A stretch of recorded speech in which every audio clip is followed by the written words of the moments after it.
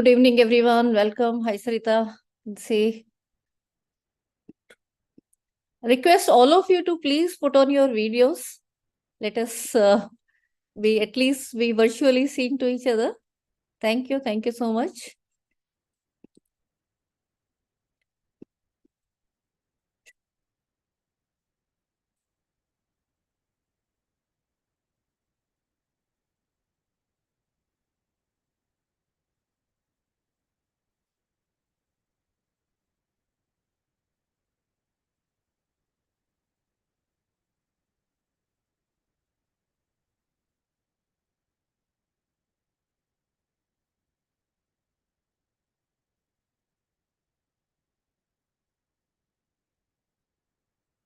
So good evening to each and everyone, and happy Diwali and all the other festivals that our rich country in terms of cultural values is having right now. It's, I think, the series of festivals we'll have.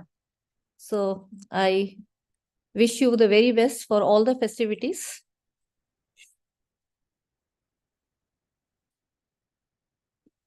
And what a good day to start.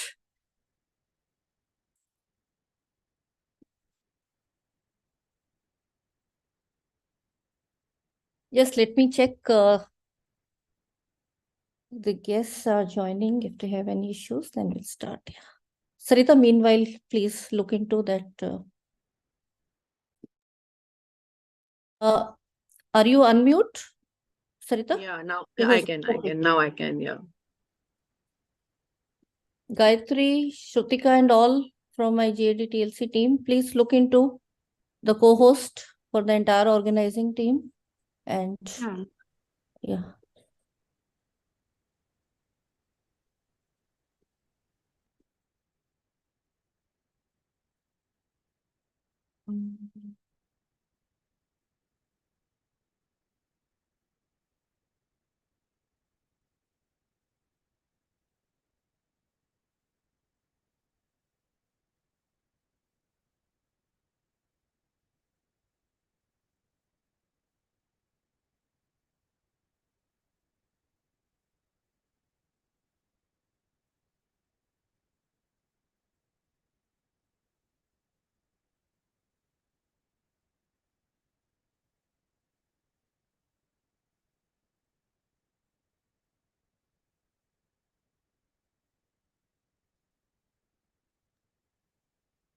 Hi, Arun. I can see you now. Arun Jilka is there, I think.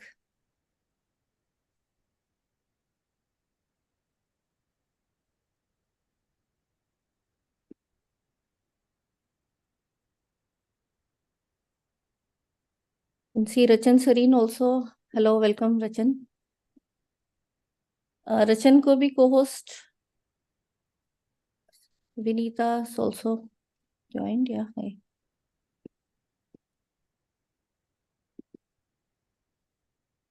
Has Ved Prakash sir joined? Please put him as co-host. Let me check his audio also. I can see his name, but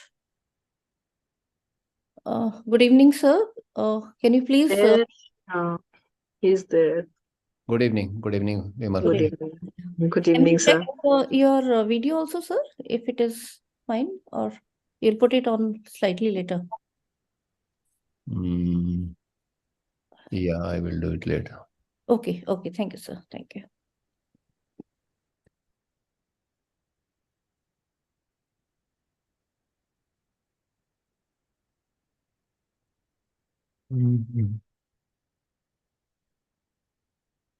Where am I?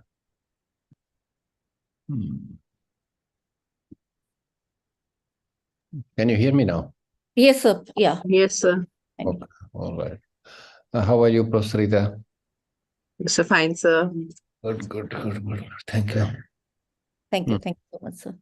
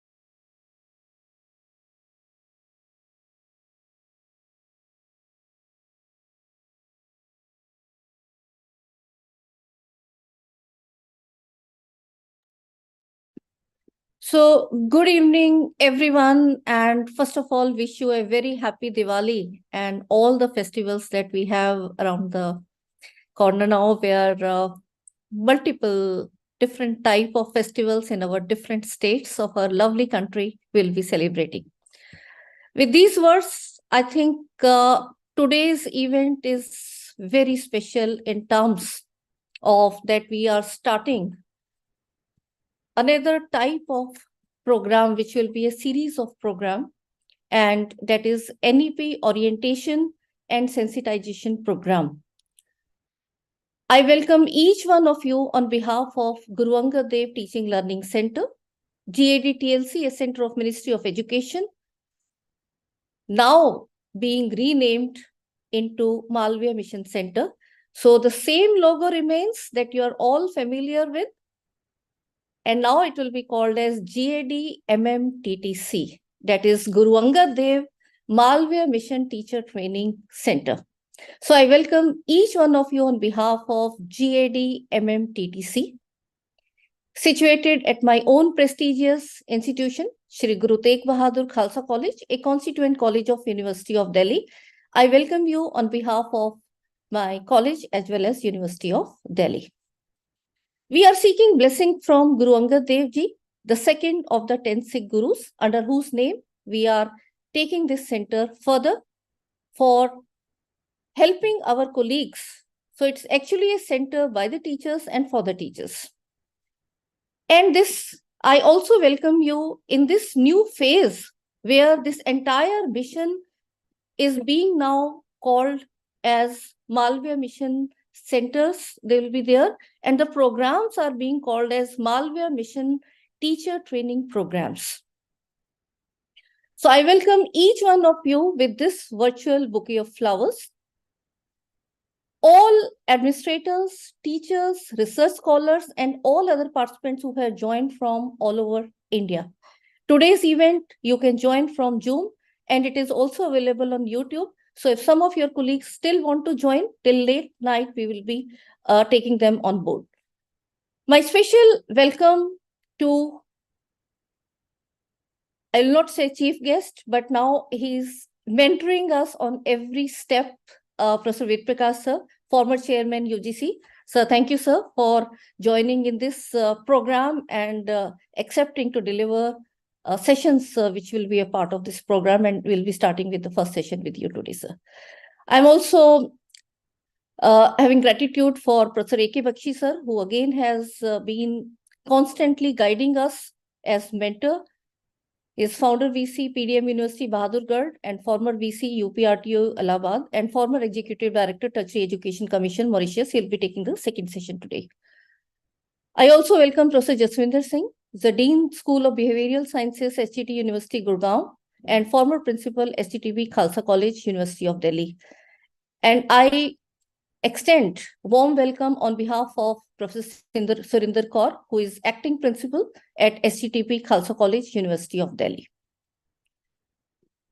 My special welcome to the organizing team, and again, welcome from each one of them to all the participants. Professor Sarita Pasi from Zakir Hussain Delhi College, Delhi University, Professor Sujan Varghese, St. John's College, Agra, Dr. Rachin Serene, STTB Khalsa College, Delhi University, Dr. Seema Maheshwari from Mahila Engineering College, Ajmer, Dr. Kiran Bala from SL Bawa DAV College, Batala, Dr. Babita C. Kola, Zakir Hussain, Delhi College, DU, Dr. Vinita Kapoor, Sri Venkateshwara College, Delhi University. So I welcome each of my colleagues who are part of organizing team and extend again warm welcome to all of you. I am your host, Professor Vimal Rao, who is the coordinator of Malviya Mission Teacher Training Center at STTB Khalsa College. And I'm happy to share that I'm also this member of the expert committee, which has been formulated at UGC to overlook the entire scheme of these 111 centers, evolving the guidelines and how these will be taken further to help each other in this mission. So once again, I welcome each one of you with a virtual bouquet of flower, and I will request to each one of you to pray to the gods for the well-wishing of not only this program, but many other programs. So let's seek blessings of the gods.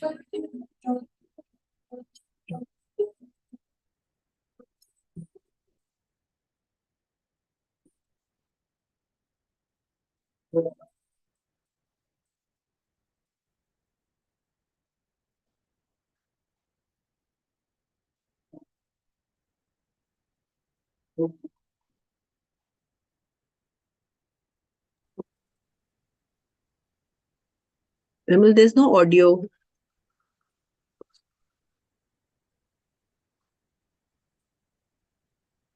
Can you hear me?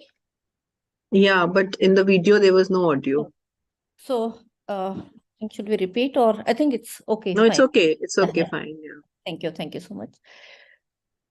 GAD-TLC and now GAD-MMTTC has a state-of-art infrastructure in terms of conducting training programs.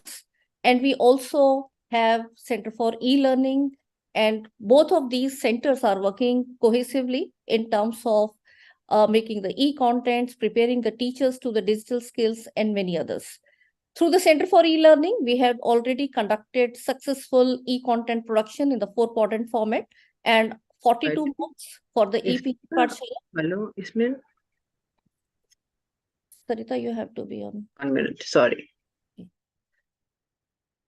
More than 50 MOOCs our team has prepared for the SWAYAM portfolio, out of which 42 are the EPG Pathshala. And this teachers e-kit, where thousands of teachers are developing the open educational resource. This also, you can all undertake the part. As we go further, we'll be sharing more details. Since 2020, we have moved to online due to the corona pandemic and also on the sustainable mode. And I'm happy to share that more than 85,000 teachers we have touched through various activities till now. And we also have the mandate of preparing the ARPIT courses. We did it successfully 3 times, and some new schemes are being evolved. I think even the LEAP scheme is getting evolved. So let's see, all of you be there. We will be taking these information to you, and you can also become part of this. So we have been doing these ground level activities with the entire massive team of senior academicians, the core team and other academicians. And through this, the GAD-TLC was selected as one of the 45 PMMT centers out of 99 centers which were there to take this Malviya Mission Center ahead to conduct NEP trainings for 15 lakh higher education teacher. And today we are starting with the first batch. And let me very briefly tell you about the evolution of Malviya Mission Teacher Training Program and the centers. Actually, the Ministry of Education was looking for how the synergy and integration between HRDCs and PMMT centers can be done in the to meet the objectives of NEP 2020, keeping in view the optimal utilization of infrastructure, human and financial resources. And that's how it was entirely renamed as Malviya Mission Teacher Training Program. So it will now join both the UGC HRDCs and the PMMT centers which have been selected, all to be called as Malviya Mission Teacher Training Centers. And if you look at the various objectives of this new phase, which are also the recommendations of NEP, that is to improve the quality of teaching at all levels and in all domains, to focus on equity and inclusion in higher education, ensure the equitable use of technology, promote Indian language and culture, develop basic infrastructure facilities, create awareness about gender sensitization, include vocational education, develop leadership and management skills, create a pool of mentors and pedagogic experts, and promote research and multidisciplinary education. So the vision, if you look at this new phase, which is now being implemented through the 111 centers, is to build competencies in the faculty for better teaching, learning, and research by exposing them to Indian values, updating knowledge and skills, and aligning teaching, learning, and research with the needs of society and NEP 2020. So you can see this sentence is telling us all, and that's how when this scheme was launched on 5th September 2023, there were various programs which are now being shaped properly as faculty induction program, short-term program, refresher program. But these you are already familiar, but they are also now being brought in the structure of credit. Yes, every training program will have equivalence to the credit based on successful completion. And this NEP orientation and sensitization program of 8 days in 2 weeks in the online mode is being looked up that it will be mandatory for the newer entry, and everyone in higher education must be doing this so that we can make this NEP really implemented, because unless or until we know about each and every aspect, we will not be able to look at what are the challenges and how in positive way we can be implementing whatever best we can from this policy. In this NEP training of 8 days, which is being called as NEP orientation and sensitization program, there are 8 modules, and each of the 8 modules will have 2 sessions each. So that's how 8 days will have 2 sessions each. They need not be on the same theme. We have done mix and match. So these 8 modules are holistic and multidisciplinary education, Indian knowledge system, and multilingual part is also being added. We just had it discussed in the recent meeting. Academic leadership, governance and management, higher education and society, research and development, skill development, student diversity and inclusive education, and information and communication technology. And starting from today, that is 13th November, we'll be taking it till 24th November, where we will keep in between off. So it is every Monday, Tuesday, Thursday, Friday. Across the 2 weeks, we have spreaded these sessions from 4:30 to 7:30 p.m. Very important part for my colleagues who have joined as participants, let me share you that in this, for the successful completion, there will be attendance and participation. So we'll request your videos to be on as far as possible, and keep on taking your screenshots also. Tomorrow we'll be telling you what all you have to submit and how all that will be compiled to give you the marks out of 20 for the attendance and participation. There will be 2 quizzes, online quiz 1 and online quiz 2, based on the live sessions of week 1 and week 2. So whatever the resource persons will be delivering in these modules, around that there will be MCQs formed and the quizzes will be taken. And I will like to mention that in this particular certificate, unlike that FDCP certificate, no grades will be mentioned. So they will not be A plus B or all. It will be simply the certificate of participation if all the assessment parameters are successfully completed. And the template of certificate will be uniform for all the 111 centers, which is again, we are finalizing this, where unique ID also will be mentioned. We'll be telling you more details how to go about that. And no certificate will be provided if any of these assessment parameters is not done. So that is my request. So please be regular in all these sessions, because there will be only 2 quizzes after this. So no written assignment as a part. The registration is still open for those who want to tell your other colleagues to join till late night today. We will be able to take, there are some seats left. So with these words, I now go straight away to the first technical session, because we will not be having any formal inaugural or valedictory in this. So, but then how the scheme will go ahead, I have shared you. And for that, I'll be welcoming Professor Ved Prakash sir, former chairman, University Grants Commission, who will be taking the first session on NEP overview and higher education and society part 1. And before he does that, let me introduce, although he doesn't need any introduction, he's a well-known senior academicians amongst us, and but then it becomes my responsibility, and there may be some younger colleagues, because looking at his journey, I'm sure that all of you will be getting motivated. So he has DLED, PhD, MSc, MEd, US Fulbright Fellow from Michigan University, CCE, PAP from HIID, Harvard University. And if you look at his professional experience, it's more than 48 years in policy making, teaching, research, and administration. Professor Ved Prakash sir, a distinguished name in Indian academia, has the unique distinction of spearheading the University Grants Commission, the apex regulator of higher education in India, as its chairman. Vice Chairman, and Secretary. Under his stewardship, the UGC has made significant strides in the areas of curricular reforms, internationalization, basic scientific research, skill education, gender and social equality in higher education. He has to his credit the transformation of NEPA into a university where he served as its founder vice chancellor. In his stellar career of more than 48 years now, he had made seminal contribution as advisor education in the Planning Commission of India, Chairman, National Council for Teacher Education, Professor and Head DEME NCRT, Joint Director for Staff Selection Commission, Government of India.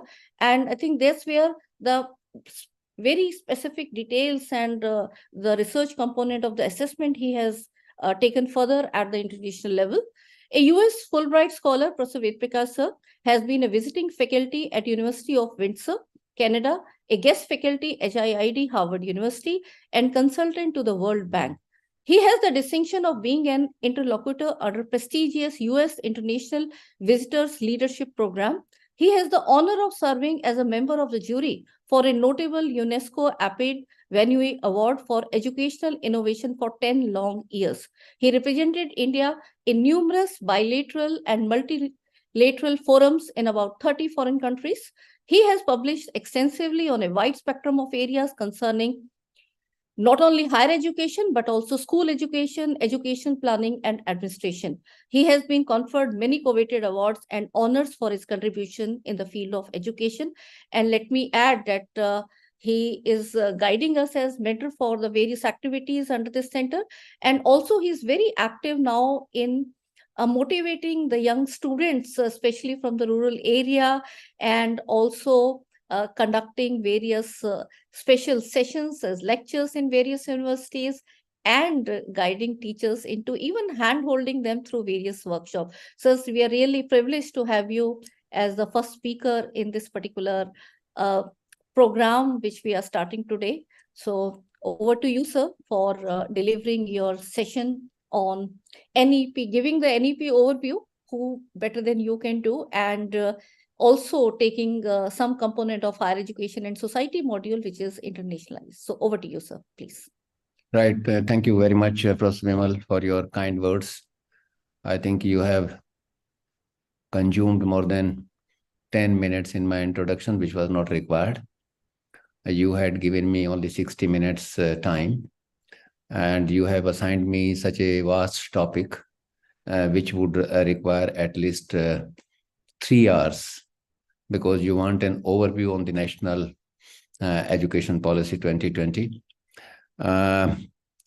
My esteemed colleagues, Professor Bakshi, Professor Jaswinder Singh ji, former principal of Khalsa College, Professor Sarita, Professor Julka, and Professor Susan from Agra, and several others who have been working for the GAD-TLC for quite some time, and dear participants. Very good afternoon to all of you, and let me also join Professor Vimal in extending a very warm welcome to all of you for this orientation program. Vimal has already told you that GAD-TLC has made a very seminal contribution in the area of e-learning in general, and the orientation of more than 80,000 teachers through this center in the last couple of months. The entire credit goes to her hard work, and the way, she mobilizes the resources for the greater good of the teachers. She is a very persuasive person. She persuades people from across the country. You are going to interact with many speakers during this program, and I hope that you are going to learn a great deal. I am assigned this lecture on the overview of the national education policy, and I presume that since the policy has been out for over 3 years, all of you might have gone through it.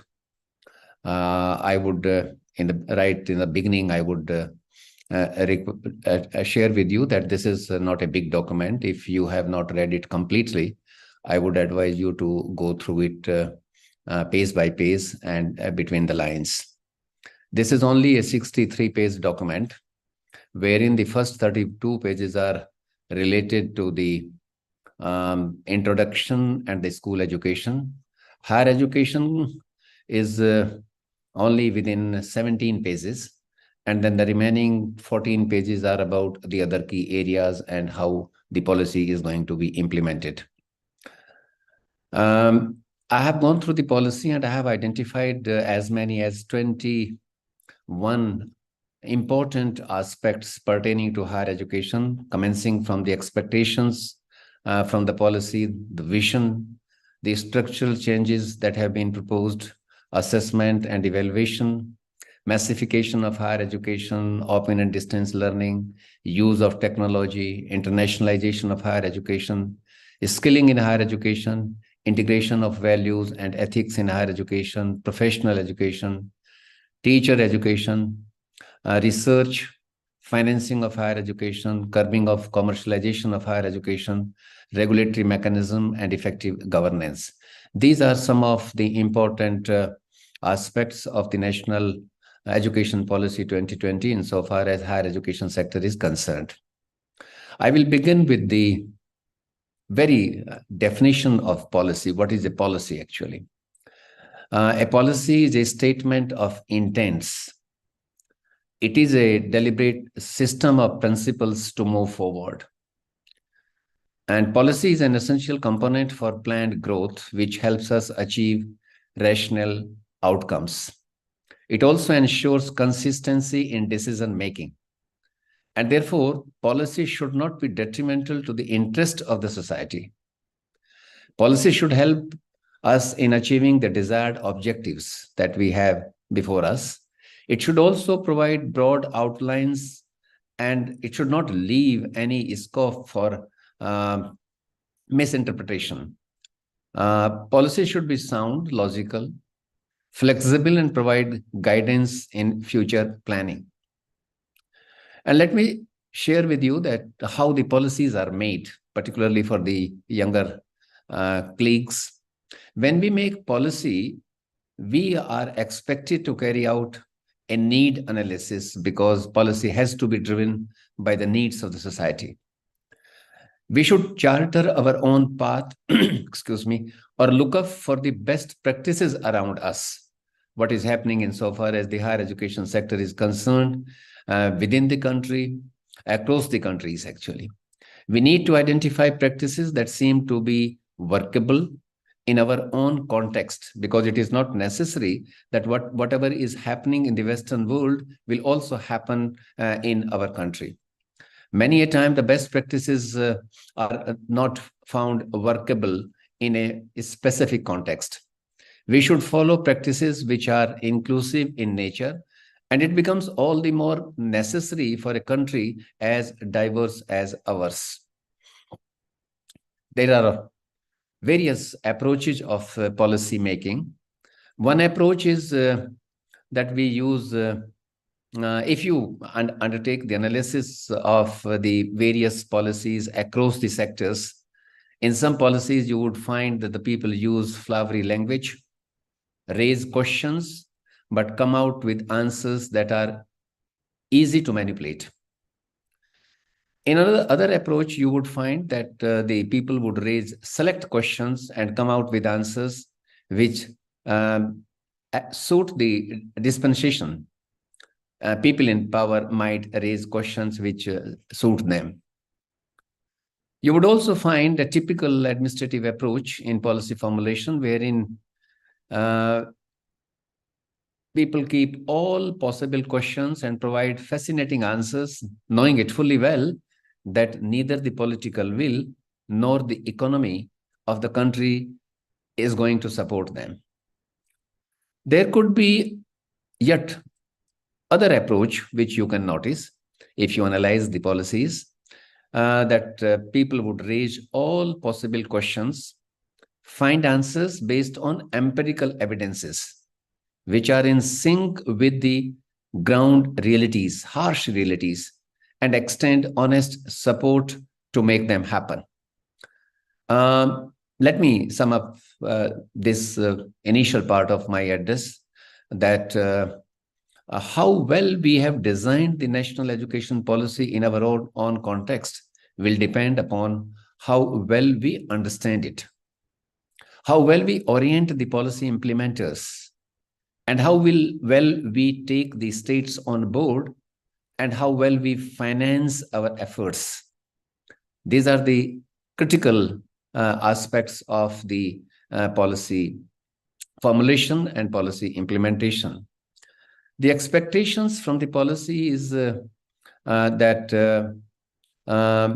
we stand, if you look at the size of the higher education, we stand on a gigantic system of education. If you include the school education, we have about 17.5 lakh schools in this country. We have 1,113 degree awarding institutions, which include central universities, state universities, institutions of national importance, institutions deemed to be universities, and over 43,000 colleges.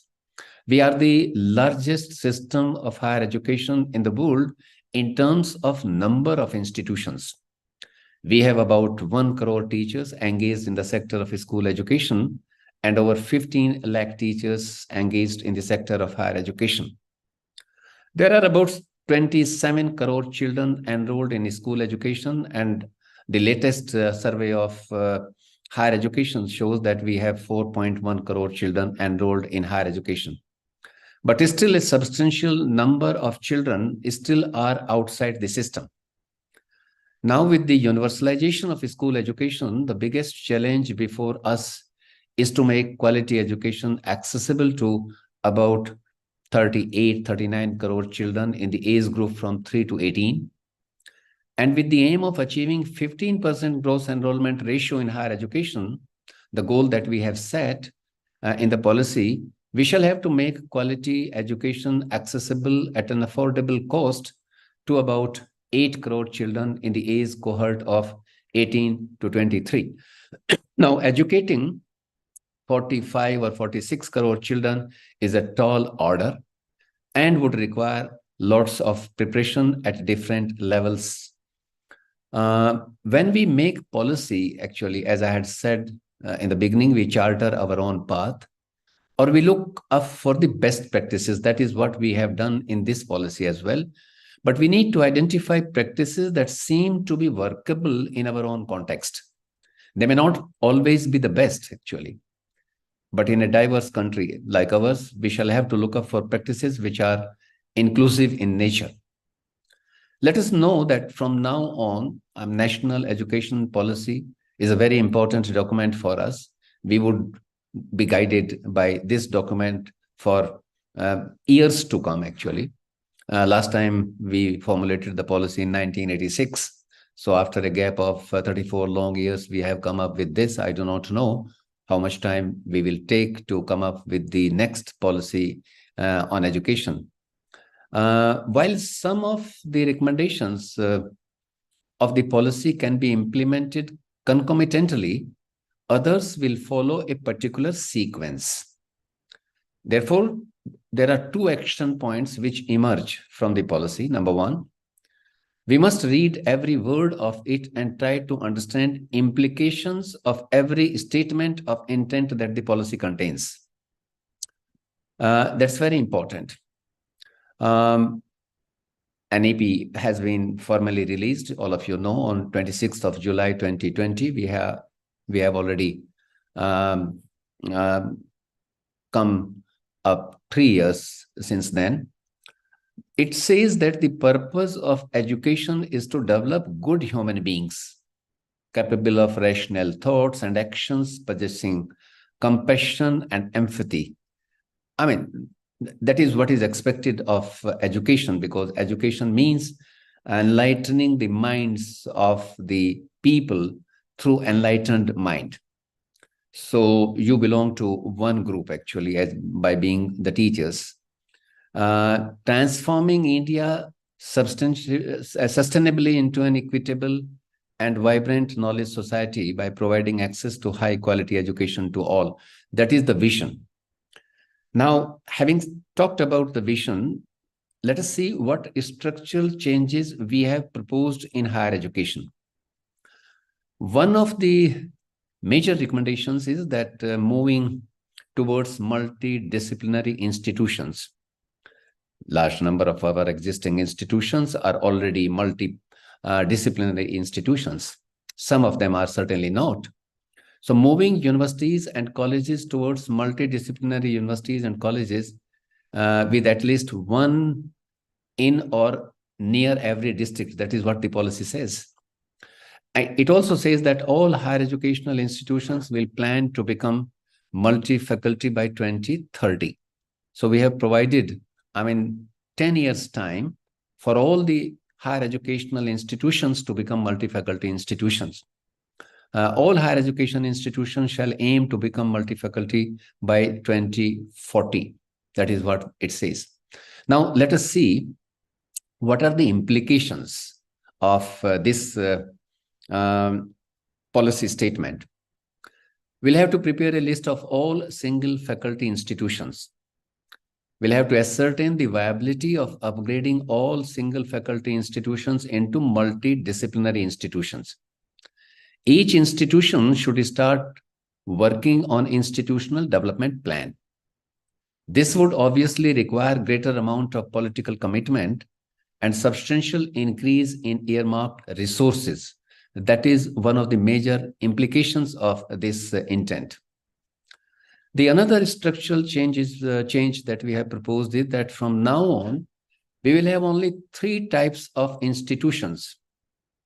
I forgot to tell you right in the beginning that what I am going to do, I'm going to highlight the salient features of the national education policy and what are the implications of that.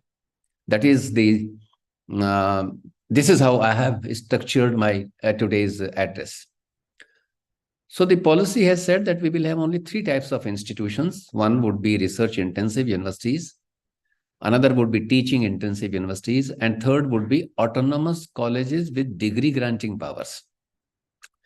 Primarily focusing on undergraduate programs. And over the years, they may also evolve. These autonomous degree awarding colleges can also evolve as a university. A university will mean a multidisciplinary institution of higher learning that offers undergraduate, graduate programs with high quality teaching, research, and community engagement. Now, what are the implications of this?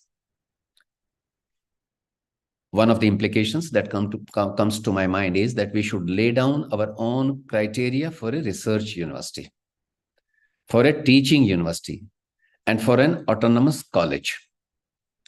A research university will have to be truly international, while a teaching university could be both. A research university cannot be a national institution of higher learning. It has to be truly international. We have to lay down criteria for ensuring parity of degrees awarded by autonomous colleges to mitigate adverse impact on employability, because there is so much of diversity insofar as academic standards are concerned across the colleges. If 43,000 colleges starts awarding degrees and we do not come up with a method or a procedure to ensure the parity of standards in academic attainments, then I think it is going to create a chaos in the society, and we will not be doing justice with the children graduating from the colleges which are located in far-flung areas and which are not having adequate infrastructure and adequate number of faculty members.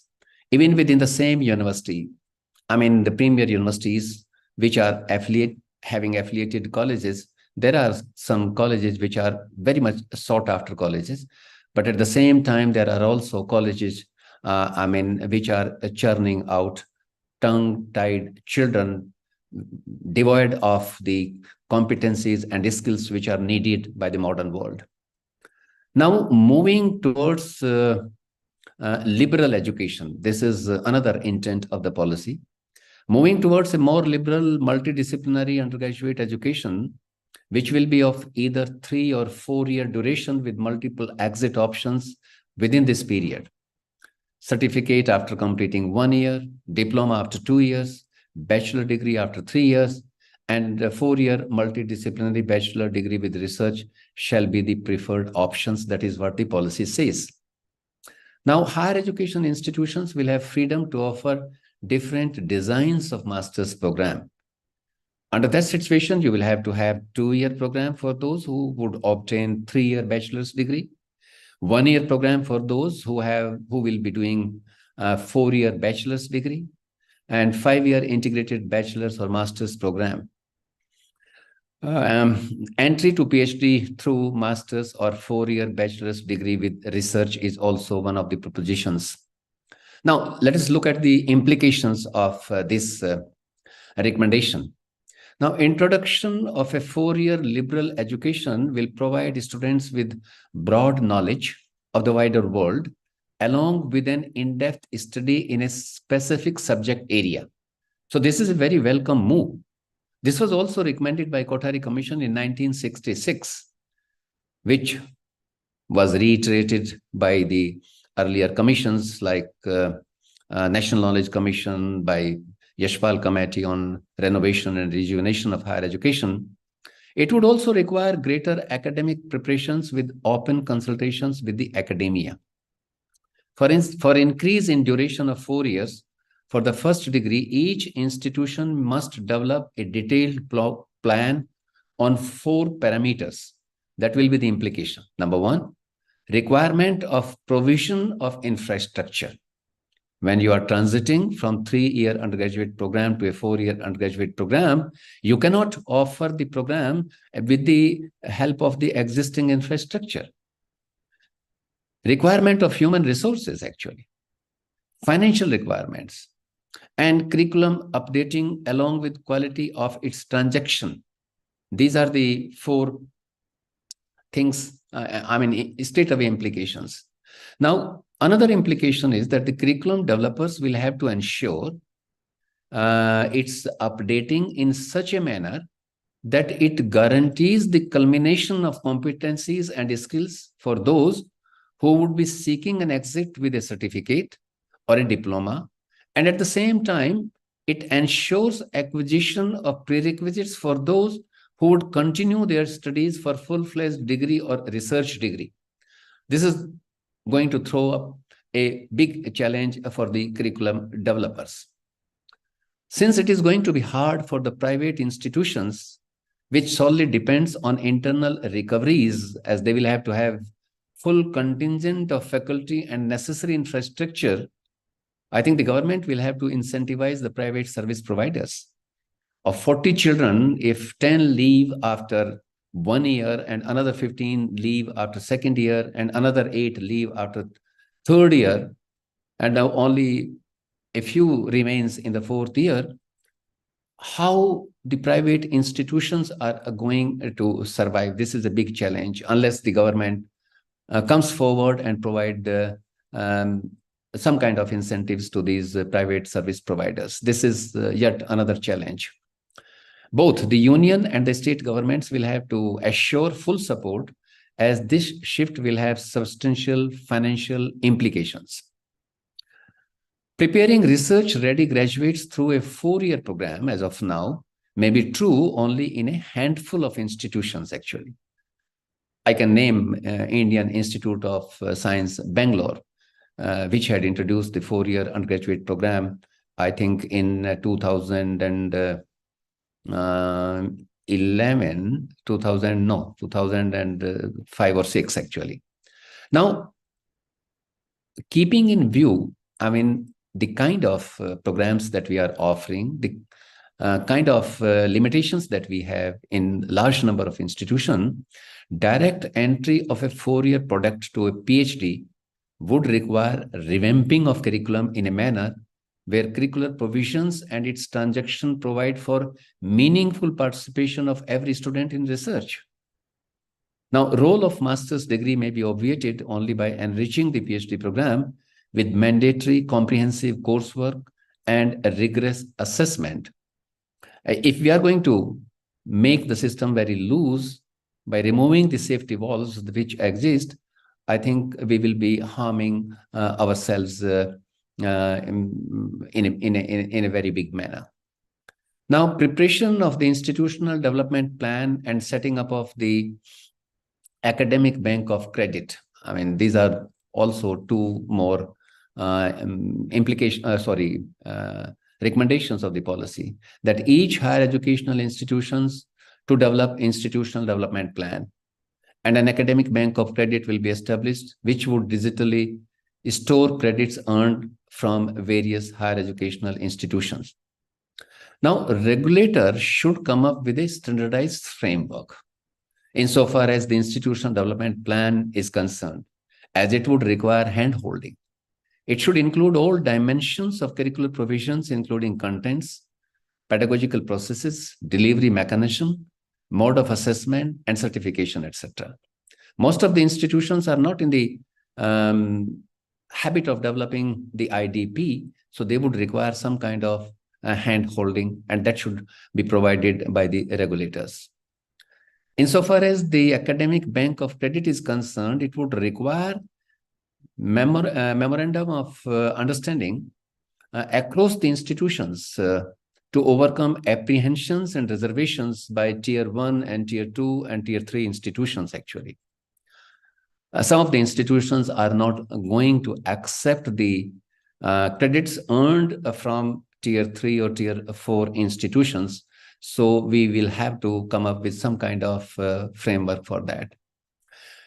Insofar as assessment and evaluation is concerned, we have been implementing choice-based credit system. The policy says that the choice-based credit system will be revised for instilling innovation and flexibility. And higher education institutions shall move to a criterion-based grading system. Assessment of a student's achievement will be based on the learning outcomes. Assessment system will be made fairer and more comparable. I mean, this is going to have, and that the higher educational institution shall move away from high stakes examinations towards more continuous and comprehensive evaluation. NTA will conduct all high stakes examinations for higher educational institution. Now, what are the implications for that? Subject expert committees should be prepared to update the choice-based credit system framework, actually. This is one of the implications. Teachers may be oriented towards developing criterion-based tests. It requires technical expertise, I mean, to make distinction between a norm-based test or a criterion reference test. NTA should also standardize its tests on the pattern of the Educational Testing Service, Princeton, or the American College Testing Program, or the other agencies which are using the standardized test. Until now, we have not been able to develop a system wherein we know how the questions are going to behave on the floor of the examination. We can carry out the post-examination analysis with a view to ascertaining the effectiveness of the STEM part of the item, effectiveness of the key option, effectiveness of the distractors, and what is the discrimination value and what is the difficulty value. But I think we need to know these parameters of the test items beforehand, and for which standardization of questions would be of paramount significance. So that is going to be a huge implication insofar as the assessment part is concerned. Now I move on to the massification of higher education. There is an alarming fall in returns to education. I mean, enrollment continues to take a dip at each level. From nearly 100% students at the primary level, it plummets to 72% at upper primary, 52% at secondary, 43% in higher secondary, and only 26-27% remains at the post-secondary stage of education. I mean, which is why we say that the gross enrollment ratio in higher education is 27% according to the latest data. Now, persistent concerns to increase access to higher education since independence. I mean, we have been chasing these numbers. The gross enrollment ratio was only 1.5% in 1960-61 in higher education.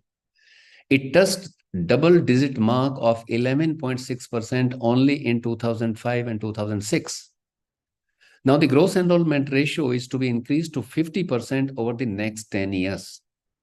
We took a long time to reach the double-digit figure, and we want that in 10 years' time, we would double the gross enrollment ratio in higher education. It can be achieved. I mean, it may not be difficult to achieve by using the multiple modes of delivery. I mean, using the online mode of delivery, the open and distance learning mode of delivery, and the face-to-face delivery. But providing access without ensuring equity and quality will not be in the direction of creating sustainable human resource. This is the greatest worry. Equity and quality will have to go hand in hand, else it will widen inequalities actually. It has implications beyond the confines of higher educational institutions, which would mean strengthening of feeder cadre, that is the school, and recruitment of potential students through well-designing screening system. It would require a lot of interventions at the school stage. Only then, if we are not going to increase the transition rates from the secondary sector, how can we have the gross enrollment ratio of 50%? A large number of middle-class population is financially stressed and cannot seek services beyond government institutions. If they go to private institutions, they are very expensive. Significant spike in gross enrollment ratio would warrant increase in number of scholarships, both in public and private institutions. Currently, I mean, when I was with the University Grants Commission, we were providing about 88,000 scholarships under different banners, but that needs to be tripled actually. Insofar as the open and distance learning is concerned, policy has underlined the significance of ODL by stating that all types of institutions could offer ODL programs, provided they are specifically accredited to do so. There was a time when universities were banned for offering the ODL program because they created havoc. We'll have to be extremely careful about that. Blended approach is the real solution, but too much of dependence on ODL to increase gross enrollment ratio should not lead to further dilution of standards. Regulators must address the issue of perceived notion of its disputed equivalence between ODL and formal face-to-face system. Even today, when a student who has graduated from the through ODL system and competes with the student who has graduated through the face-to-face system, they are looked at from different perspectives in the world of work actually. Regulating and accrediting agencies should redesign their tools and apply rigorous measures to ensure the quality of both the materials and the products. They must take abundant precaution in designing and developing SLM and correspondingly the assessment procedures. Policy has also underlined the significance of the use of technology and its integration in teaching and learning. National Educational Technology Forum is proposed, which will be created for free exchange of ideas on the use of technology to enhance learning, planning, and administration. NEFT will articulate new direction for research and innovation. E-content developed by various organizations will be uploaded on Diksha and Swim platform, and blended mode of learning will be used for the purposes of transacting the programs. Online and digital education, ensuring equitable use of technology. I mean, policy has also said that pilot studies for online education will be launched. Virtual labs will be created. Online assessment and examinations will be conducted. It will require a lot of human and material resources. This is not an easy job, actually. Establishment of NETF may be accorded topmost priority by the government. And we should now focus on creating and strengthening framework for remote teaching and learning. I think we teachers need to identify the course content which can conveniently be transacted through the online mode or the hybrid mode, so that we can spend less time in classroom teaching, and some of the portion of the course content could be transacted through these through the use of the information and communication technological tools. We need to plan to enable disadvantaged children to access remote learning. We need to organize massive faculty development program with a special focus on how to develop quality e-courseware and effectively use digital learning platforms. How to harness technology for development of cognitive, affective, and psychomotor domain. Technology will now remain an integral part of future teaching and learning. And the challenge is to use technology for making learning more interesting, inspiring, competitive, global, besides relating it to social and physical realities. The policy has also reflected on the internationalization of higher education, and policy has said that all higher educational institutions to set up international student office, collaboration and exchange programs with the foreign educational institutions. High-performing Indian universities can set up campuses abroad. Legislative framework for top 100 foreign educational institutions to set up campus in India. But the past experience is quite discouraging, actually. If you see, we have been talking about it for a very long time, and some serious efforts were made in the around 2004, 2005, but much leaves to be desired. We need to create common hostel facilities of the liking of the international students, easing provisions for collaboration and exchange programs with foreign educational institutions. Otherwise, we would not be able to do that. We also need to have a legislative framework for top foreign educational institutions to set up campuses in India. One of the most important features of the national education policy is about the skilling in higher education.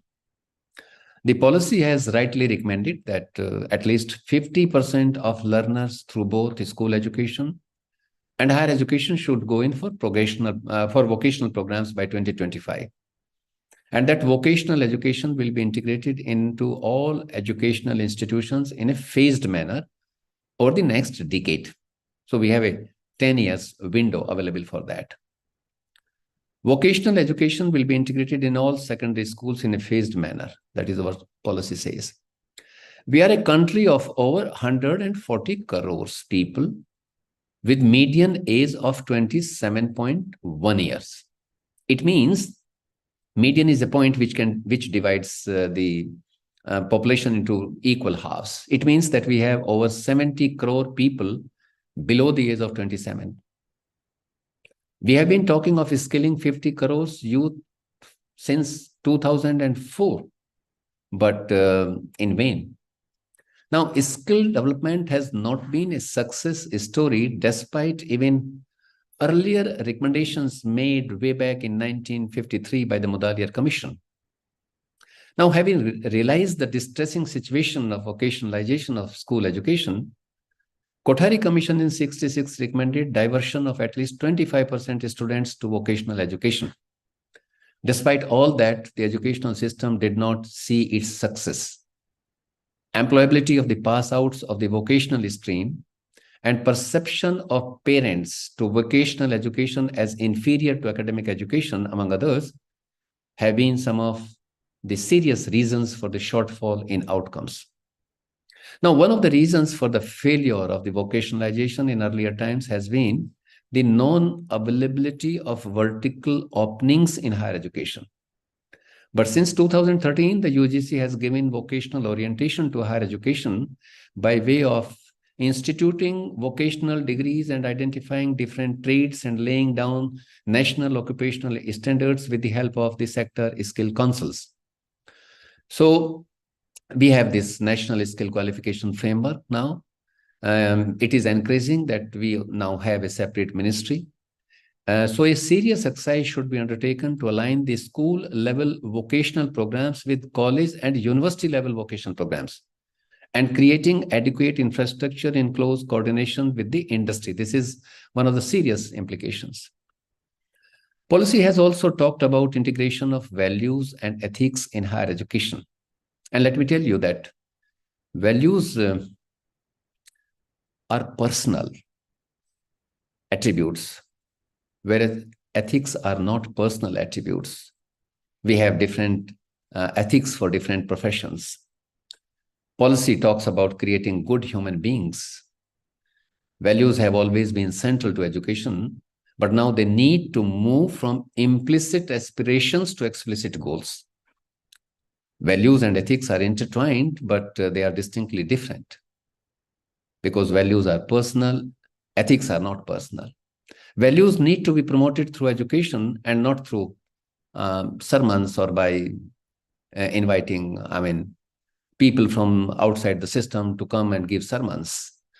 First of all, we must appreciate that values could be integrated across different domains of knowledge. This must be appreciated by the teachers teaching basic sciences, exact sciences, mathematics. This is wrong to say that values could be integrated only in humanities and social sciences and languages. And therefore, a serious exercise must be undertaken by us to identify some such sports of learning in existing curriculum where values based on both universal perception and constitutional imperatives could be integrated.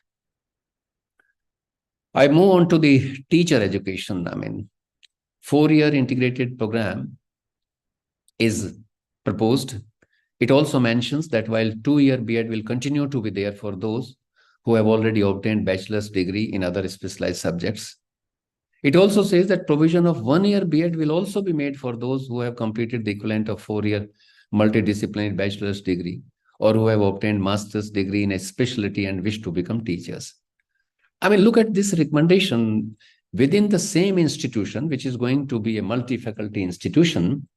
We will be offering 3 kinds of teacher training programs. One would be the 4-year integrated program, another would be the 2-year program, and the third would be 1-year program. Now, the onus lies on the NCTE to come up with the contours of the programs. It should not be detrimental to offer different kinds of programs within the same institution. We have said several things insofar as this is concerned, that we will be organizing the short-term programs from the District Institute of Education and Training.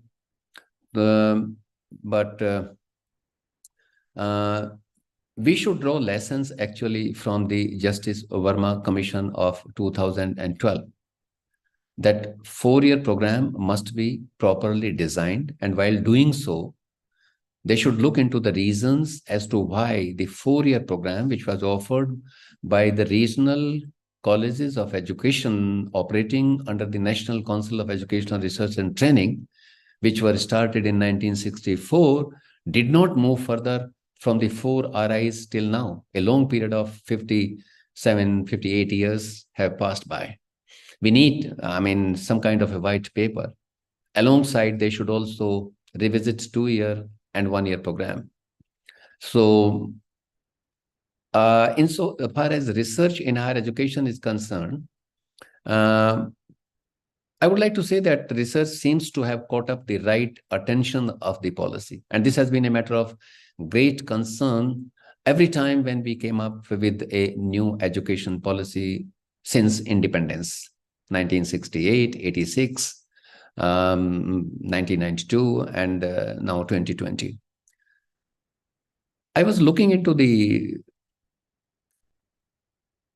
expenditure that we are incurring. Actually, we are spending only 0.68% of the GDP on research and development, as against, close to 3% by USA, and in the range of 3 to 5% by countries like Germany, UK, Israel, etc. Setting up of National Research Foundation to fund competitive peer-reviewed grant proposal is a very welcome move. Now, NRF should be driven only by the consideration of merit in terms of its composition and operation. NRF should also identify priority areas in different domains of knowledge and invite proposals. We should not be coming up with the repetitive kind of research proposals. NRF should evolve a mechanism to ensure that the research proposals are worthy of public funding. And similarly, I would like to say that the states should also come up with a state research foundation to identify priority areas and develop proposals worthy of research.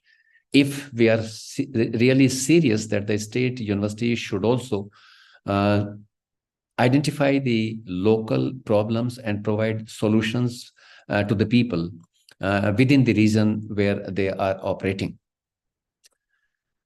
Another, very peculiar thing which is proposed in the policy is that we would have model public universities for liberal education at par with IIT, called MERU, Model Educational Research Universities, to reach the level of Ivy League.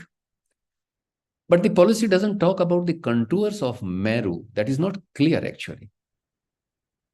My submission would be that why not to initiate action to ensure that all universities conform to the visualized model of MERU? Why should we create classes of universities? We have also talked about the regulatory mechanism and effective governance.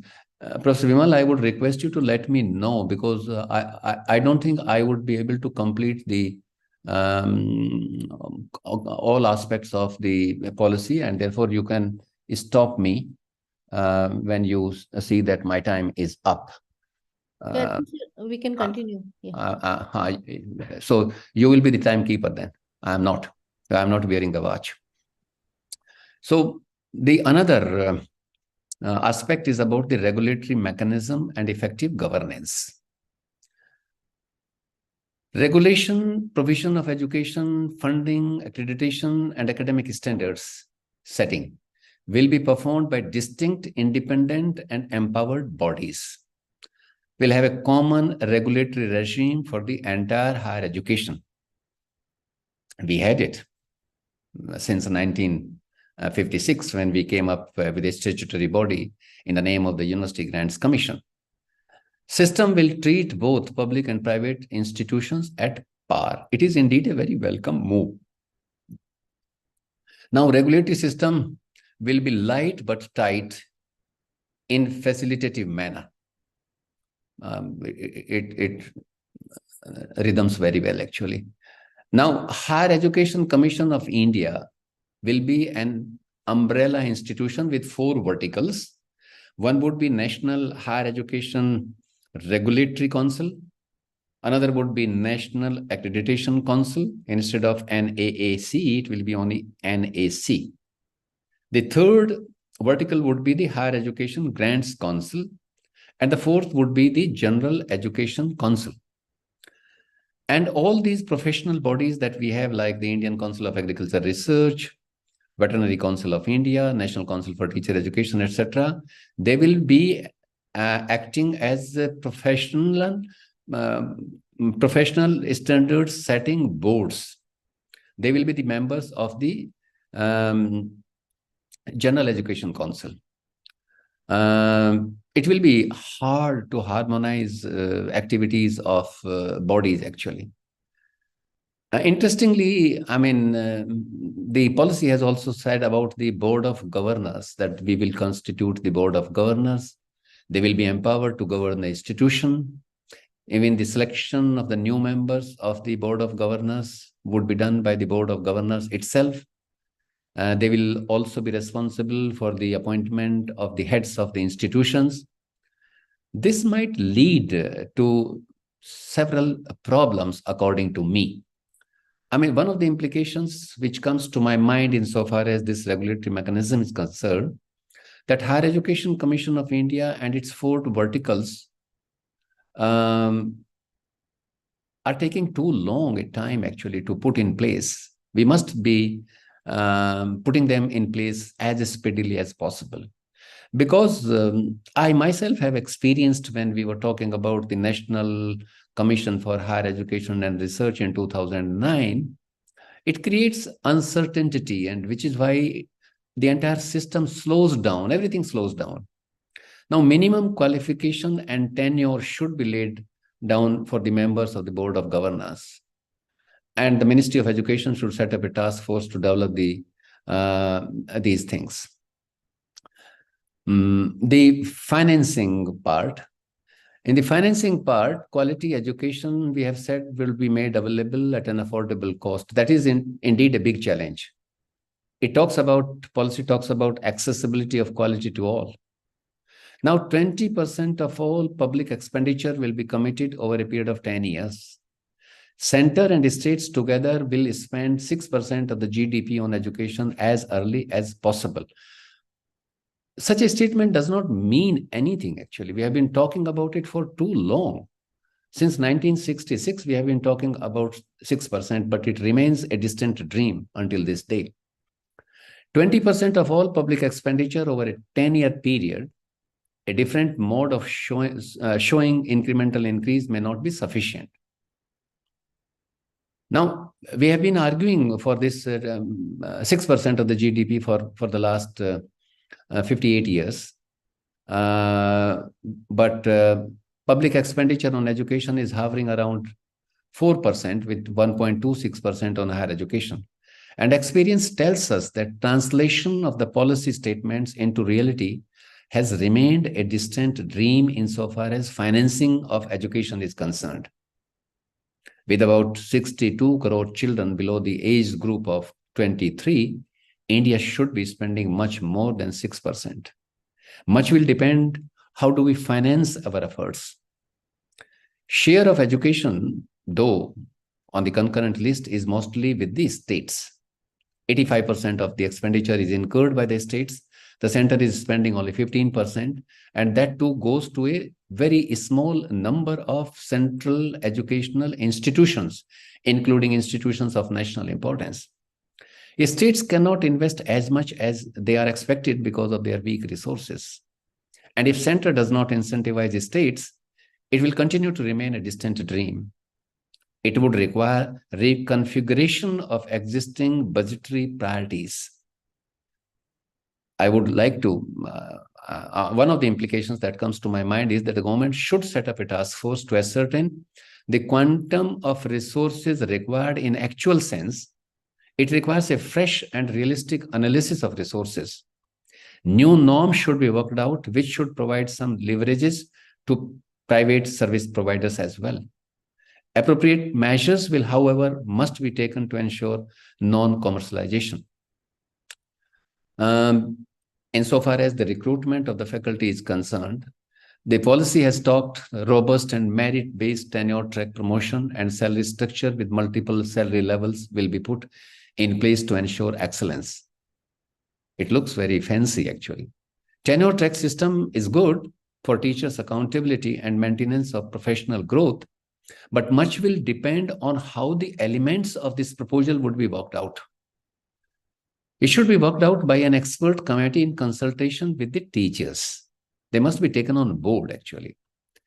Teachers' performance will be assessed on the basis of the duties and responsibilities and not through a straight-jacketed uniform criteria across institutions. Insofar as professional education is concerned, professional education should not take place in isolation of one's specialty. The action point is that stand-alone professional institutions in other fields like health, medicine, and law shall have to become multidisciplinary institutions offering holistic and multidisciplinary education. I'm not going to, reflect on the professional education because, they are under different bodies, and also because of the paucity of time, it is already 5:40. Let me say something about private higher education, because large part of the higher education is in the private sector today. And the enrollment in the private sector is going to outrank the enrollment in the public sector. Policy has underscored the value of public-spirited private institutions with commitment to high-quality education. Promotion of private enterprises in higher education to support the efforts of the government is the need of the hour. One can't deny it. If you look at the earlier high quality higher education, that came through private initiatives only, actually. I mean, Governor General Warren Hastings did not heed to the request of the people of Calcutta to set up an institution of higher education in the city of Calcutta. And then Raja Rammohan Roy actually had to mobilize the people from amongst the society and they set up the first college of the country in 1817 in the name of Hindu College, which subsequently became a presidency college, and now it is a presidency university. So policy, though, has underscored the value of public spirited private institutions with commitment to high quality education. Now, promotion of private enterprises in higher education to support the efforts of the government is the need of the hour, as I have said. But policy has also talked about curbing of commercialization in higher education, that all higher educational institutions will have to have similar standards of audit and disclosure as a not-for-profit entity. Common guidelines for all legislative acts that will form private higher educational institution, transparent mechanism, graded accreditation. Now, regulators should prepare a disclosure form in consultation with experts and make it an annual mandatory feature for all higher educational institutions. That is the implication of this. I mean, the implication of this recommendation is. Another implication is that we need to come up with a model act for effective governance of all higher educational institutions. And fee committees should be formed both at central and state level to determine the tuition fee. Now, the question is where to start from to make it happen. We need to develop action plan through mutual understanding between the executives and the academics, since both are going to be instrumental in the implementation. Some of the states have already started implementing some of the recommendations, but I think if we are serious about implementing all the recommendations or translating the intents of the National Education Policy 2020 into reality, I think we must tighten our belt and come up with a very positive action plan where we need to do a lot of homework. We have to have clarity as to what kind of hardware would be required for that, and what kind of software would be required, and how much resources would be required. We need to have the commitment from the central and the state governments to implement, to translate the policy into a reality. Therefore, recommendations which have the potential to give direction and bring about desired transformation should be identified first, and subsequently of them, the one which is going to be the key enabler to other reforms should become the starting point. Since the policy has made a number of recommendations, academic fraternity is looking for a starting point. Policy has envisaged multiple transformations ranging from regulatory reforms to structural reforms. Policy has made quite a departure by segregating the role and functions of the regulator, accreditor, academic standard setters, and the grants providers in higher education. Now, Higher Education Commission of India, with 4 independent verticals in the form of councils to lay down norms and develop the necessary parameters. This is the most essential, the National Higher Education Qualification Framework, according to me, is the most essential apparatus of higher education. Many nation states with much lesser human and material resources have been reaping the benefits of the reforms in higher education. And it is for this reason that some of the hiring agencies within the country do not have necessary confidence in degrees and diplomas awarded by various institutions, primarily because of wide variations across the universities. It makes matters worse when industry leaders are seen openly lamenting about the suitability of the graduates in the modern world of work when they say that only 25% of the university graduates are employable. So it may be prudent to make a beginning with the establishment of the Higher Education Commission of India, along with its 4 verticals, with no delay. And we need to identify various tasks, a task force for that. I would like to, I think, stop at this. But let me tell you that we can be at our best if we work openly, collegially, and collectively. There is an urgent need for curricular and pedagogical reforms at all stages of education. There has to be a curricular shift from routine development of cognitive skills to higher order critical thinking, problem solving, and entrepreneurial abilities. We are laying too much of emphasis on these abilities because these are the essential abilities in today's time, but they are not the explicit part of the existing curriculum. And we are also not organizing programs for the purposes of orienting the teachers to share with them that what all is required or what all that goes into the making of a critical thinking or a problem solving ability or an entrepreneurial abilities actually. In order to avoid duplication of efforts, there is a need to collaborate and institutionalize best practices for designing curriculum, e-courseware, pedagogical processes, assessment techniques, and digital platforms. And if it is done, then students from anywhere can have access to quality education.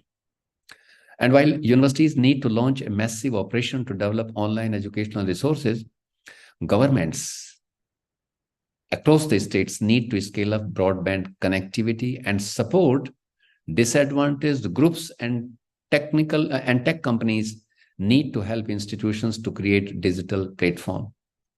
So a critical analysis of each sector, actually, I would suggest in the end, is required.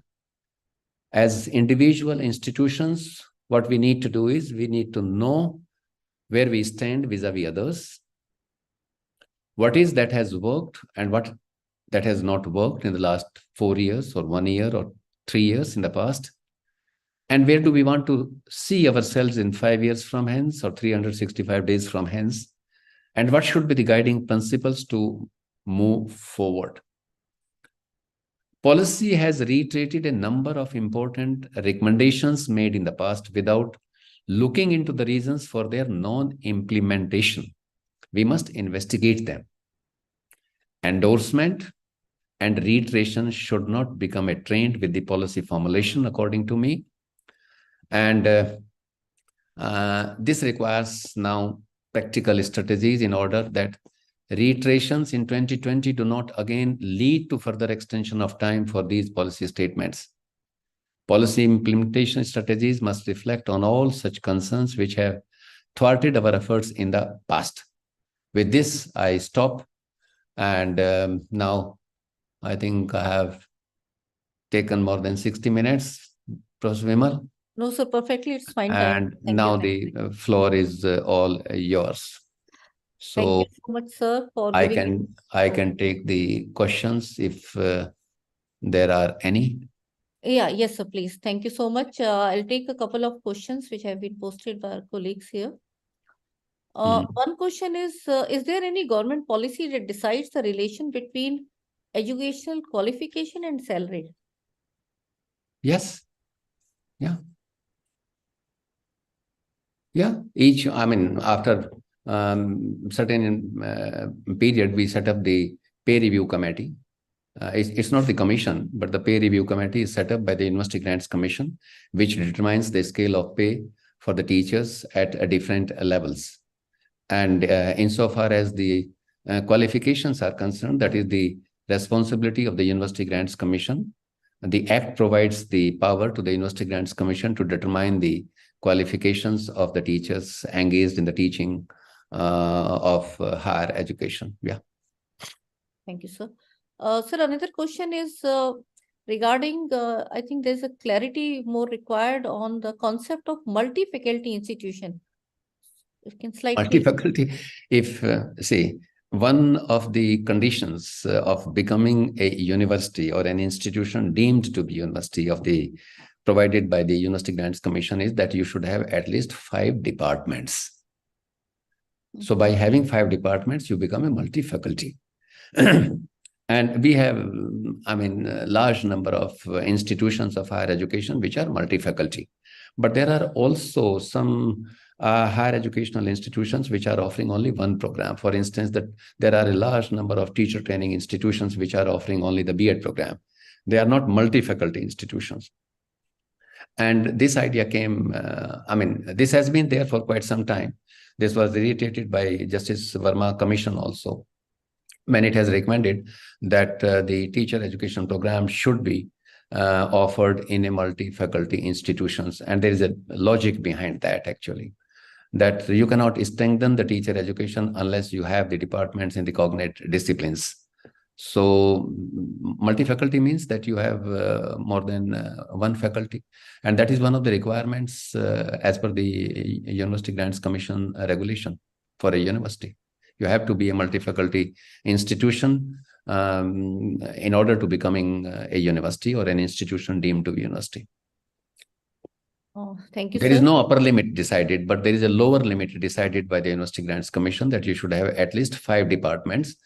And in each department, you should have 1 professor, 2 associate professors, and 4 assistant professors. So if you have a contingent of 35 people, you can become a university. Thank you, sir. So there's another question, like, what will be the assessment policy for higher education? The assessment policy, it is underlined in the National Education Policy. We need to use multiple techniques of assessment, and we need to use multiple sources of assessment, and we need to use multiple criteria of assessment. When we say multiple techniques, then paper and pencil should not only be the technique, actually. There are various ways of assessing the performance of the students. You can assign them individual tasks, you can give them the group projects, you can give them the field study assignments, and similarly, the another one is that you need to use both. A policy has said it, actually, that we need to use the formative assessment and summative assessment at the same time.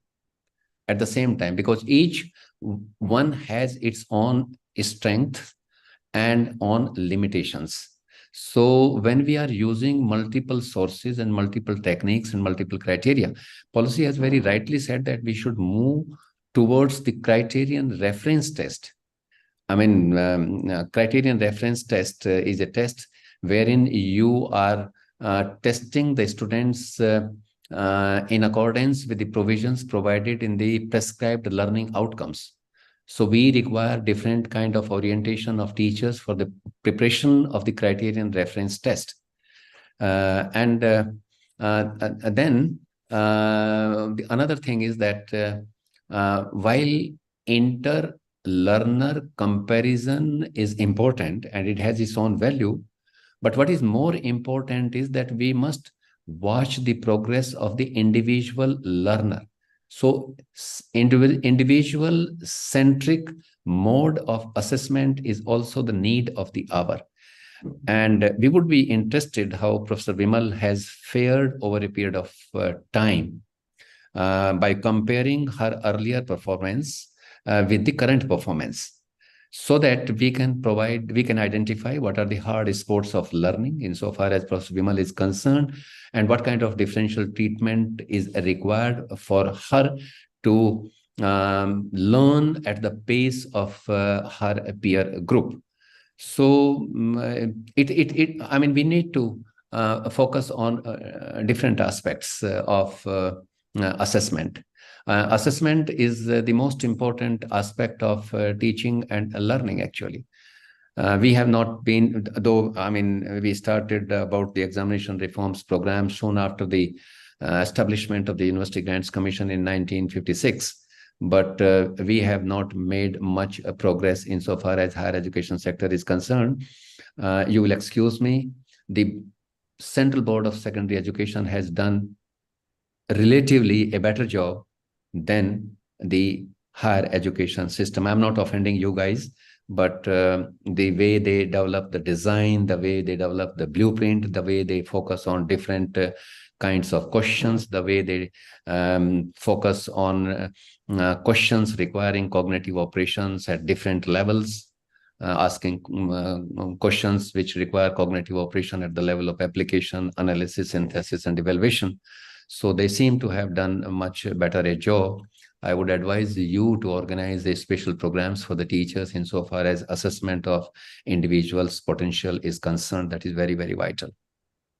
Any other questions, please? Thank you, sir. And the last question I will take is, every time we are unable to meet the needs of education policy, this time NEP 2020 gets implemented immediately in 2021 in many institutions without increasing the labs, the teachers, and the funding. So what's your take on this, sir? My take on that is that it requires a blueprint, an action plan, and adequate resources, good leadership, people who understand the intents of the policy, and the kind of resources required for that. Let me tell you that if I were to categorize the intents of the National Education Policy 2020, I would categorize them in 3 different categories. The first category would be that I would be placing recommendations which would require a revisit of the existing apparatus of higher education. For instance, the choice-based credit system would be revisited. So that can be undertaken by individual institution. There are other set of recommendations which require legislative framework, which is beyond the scope of individual institution, like setting up of Higher Education Commission of India with its 4 verticals, coming up with the National Higher Education Qualification Framework, which is the responsibility. We have come up with the National Higher Education Qualification Framework without establishing the General Education Council. If you see the policy says that the General Education Council, which will be a council wherein we will have all the professional standard setting agencies, they will be the members. They will be responsible for setting up the National Higher Education Qualification Framework. We have come up with without doing that. So certain recommendations would require legislative framework, which is the responsibility of the federal government or the individual state governments. And there are some recommendations wherein you would be requiring new instruments which were not existing. For instance, academic bank of credit. You did not have academic bank of credit.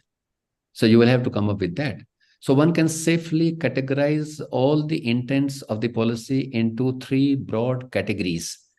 And without weight, some of the intents could be translated by individual institutions. Some would require collaboration. Some would require legislative framework. So different agencies have different responsibilities. But what is more important is the resources, actually. I would like to close, since you said that this is the last question, by saying that the time has come when we need to set up an expert group which must assess the quantum of resources required to strengthen the school education and the higher education for the holistic development of the children. I mean, why are we talking about 6% all the time?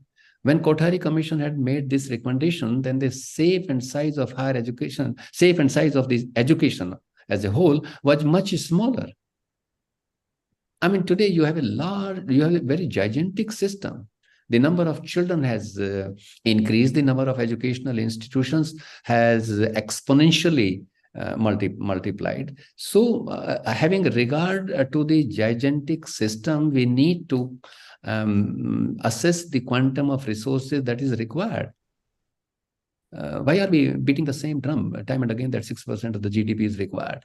So that is a very serious exercise, and it should be done by the government. Otherwise, we will keep on reiterating the earlier recommendations, like we have reiterated a number of recommendations in this. How long have we been reiterating this 4-year integrated program for teacher training? How long have we been reiterating about this overarching regulatory mechanism? I mean, so which is why I have said that reiteration and endorsement and re-endorsement should not be the way of policy formulation. Okay. Thank you so much, sir, for your You're welcome. insights into giving the overview of NEP and as well as answering these very pertinent questions. And I also welcome Professor A.K. Bakshi, sir, who has joined. Thank you, sir. And Thank you. maybe sir can add a few words. Sure. No, I don't think there is any scope for adding anything to what. Yes.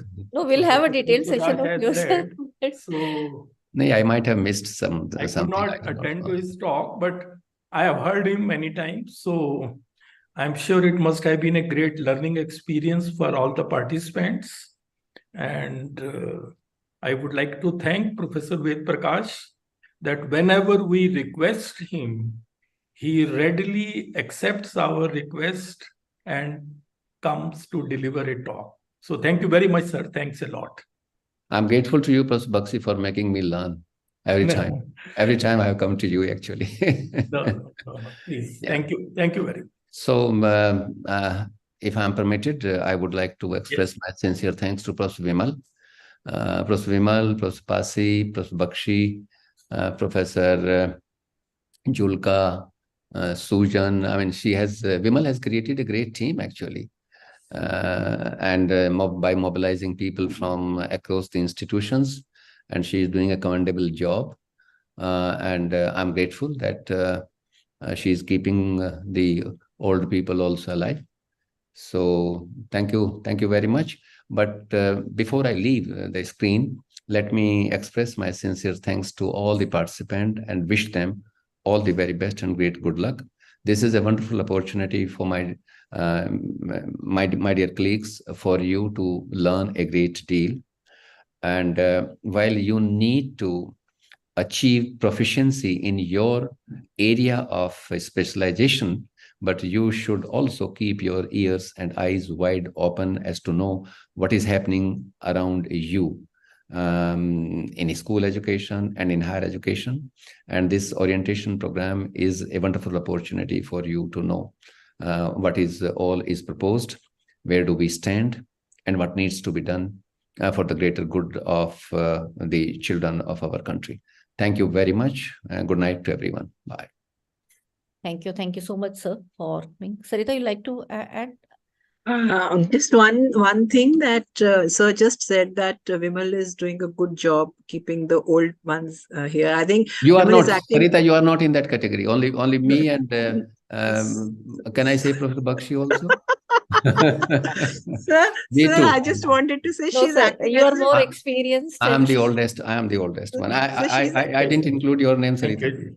Sir, I said she's acting as a bridge between everybody. She is trying to bring everyone together, and we are all benefiting from the experience of so people like you and the younger ones also. So we are getting to hear the words of everybody. So she's doing that commendable job of bringing everyone on board together and getting us to have the experience of all words of wisdom, everything. So I think, and the younger ones too. So she's doing a commendable job over here. Thank you, sir. Thank you. Thank you so much, sir. I think this is what we have to actually continue as a lifelong journey for teachers, that we learn from experience and personalities and stalwarts like you and Professor Bakshi and all others that we call from time to time. Many things we were not knowing. Let me be very frank, when I had this project, listening to all of you, knowing about the history of higher education of our country, and now even this Indian knowledge system module. something that everyone will have to be learning. So many changes coming. We all have to be aware, and then identifying which area we need to learn more and which is the area where we can help our other fellow colleagues. So I think that's the journey that we all have to be undertaking. And thank you so much, sir, for your guidance on all these. Just Thank a you. last word for the participants. Actually, when I was going through the course contents of different modules and sub themes, etc., I was astonished actually that they have put up too much of content, which may not be possible for a speaker to complete within 60 minutes. But let me tell you, my dear participants, that if a speaker is not able to cover all of them, everything is very vital actually and very important. So you yourself should prepare for that. Some of the things actually, for instance, the second lecture of mine where I would be talking about governance, leadership and management, there are so many things. I may not be able to cover it up, but if something is left because of the paucity of time, you should not leave it. You must make sincere efforts at your own level to study that, to know that, so that you become much more knowledgeable. This is a wonderful opportunity. Whosoever has prepared it, I would like to compliment and congratulate the group that has developed this content. So this is what I mean. I thought that I should share it with the participants. Right. Thank you very much. Thanks to everyone. Thank you Good so night. much, sir. Bye bye. Bakshi Saab, thank you very much. Wish you Thank all you, the sir. best. Thank you. It's a Wish you pleasure. all the very best for your lecture. Thank you, sir. Thank you. Okay. Thank you, sir. So now moving ahead, we have next session again from another stalwart from our team, and that will be on higher education and society. Professor A.K. Bakshi, sir, founder VC PDM University, Bahadurgarh, and former Vice Chancellor UPRTOU Allahabad, which is an open university of UP State, is also former Executive Director, Tertiary Education Commission, Mauritius. Let me very briefly introduce him again, although he doesn't need any introduction. Professor A.K. Bakshi, a renowned academician and a former Sir Shankar Lal Professor of Chemistry in the University of Delhi, is the founding Vice Chancellor of PDM University and also Executive Director of Tech Mauritius, as I told you, and also Vice Chancellor UPRTU. He has also been Head Department of Chemistry, Director of CPDHE, and Director of Institute of Lifelong Learning of University of Delhi. He has also been a visiting professor at Guru Gobind Singh Indraprasth University of Delhi. Professor Bakshi has also been the chairman of GAD-TLC and continuing to be mentoring us in the GAD-MMTTC. He is a member also of the Standing Committee of National Mission on Education through ICT, the very first initiative of Government of India towards the integration of ICT in higher education. He was also the chairman of the Content Advisory Committee for Chemistry for the Sakshat portal of MHRD. A double gold medalist, a record breaker, and recipient of several awards and academic honors, Professor Bakshi was felicitated 2 times for his outstanding contribution to education by the former President of India, Dr. APJ Abdul Kalam. Professor Bakshi is the co-author of nearly 200 research and education articles, 1 patent. He has also authored many books, 11 books, 51 ebooks, as in different capacities, author, co-author, editor, and also in the PG chemistry course of the EPG Pathshala Arpit program. Professor Bakshi is one of the most sought after speakers in the country, having delivered more than 400 invited talks during the last 4 years only on different aspects of education at various national and international platforms. He is also the member of currently working on the writing team of chemistry class 11th and 12th books. Professor Bakshi was elected as the president of the section of chemical sciences by the Indian Science Congress for the year 2011-12. He has also been member of various committees of national importance.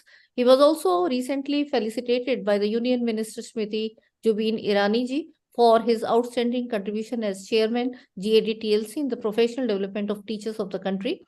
He is also one of the first persons from universities in India to have been selected as a member scientist of the third Indian research expedition to Antarctica. This expedition built India's permanent base Dakshin Gangotri in Antarctica. So thank you so much, sir, for joining. And now I'll request that please deliver the session on higher education and society. And over to you, sir, please. Thank you very much, Vimal, for your very kind words of introduction. It's indeed a great pleasure and a privilege to have this opportunity to deliver this talk at this first inaugural program of the Guru Angad Dev Malviya Mission Teacher Training Center. And I also take this opportunity to extend warm greetings to all the participants and our team members. I think the response to this program has been great. And I'm sure that in the subsequent programs, we will still have a better response.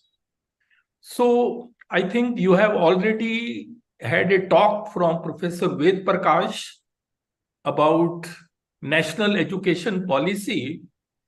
My talk will be slightly different.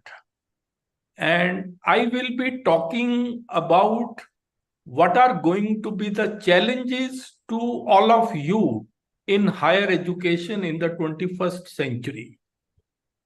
And please remember that this talk will cover almost all the 7 to 8 modules which are prescribed in this course, because it will club them together and it will be in a nutshell form. So before I start my talk, let me share my screen.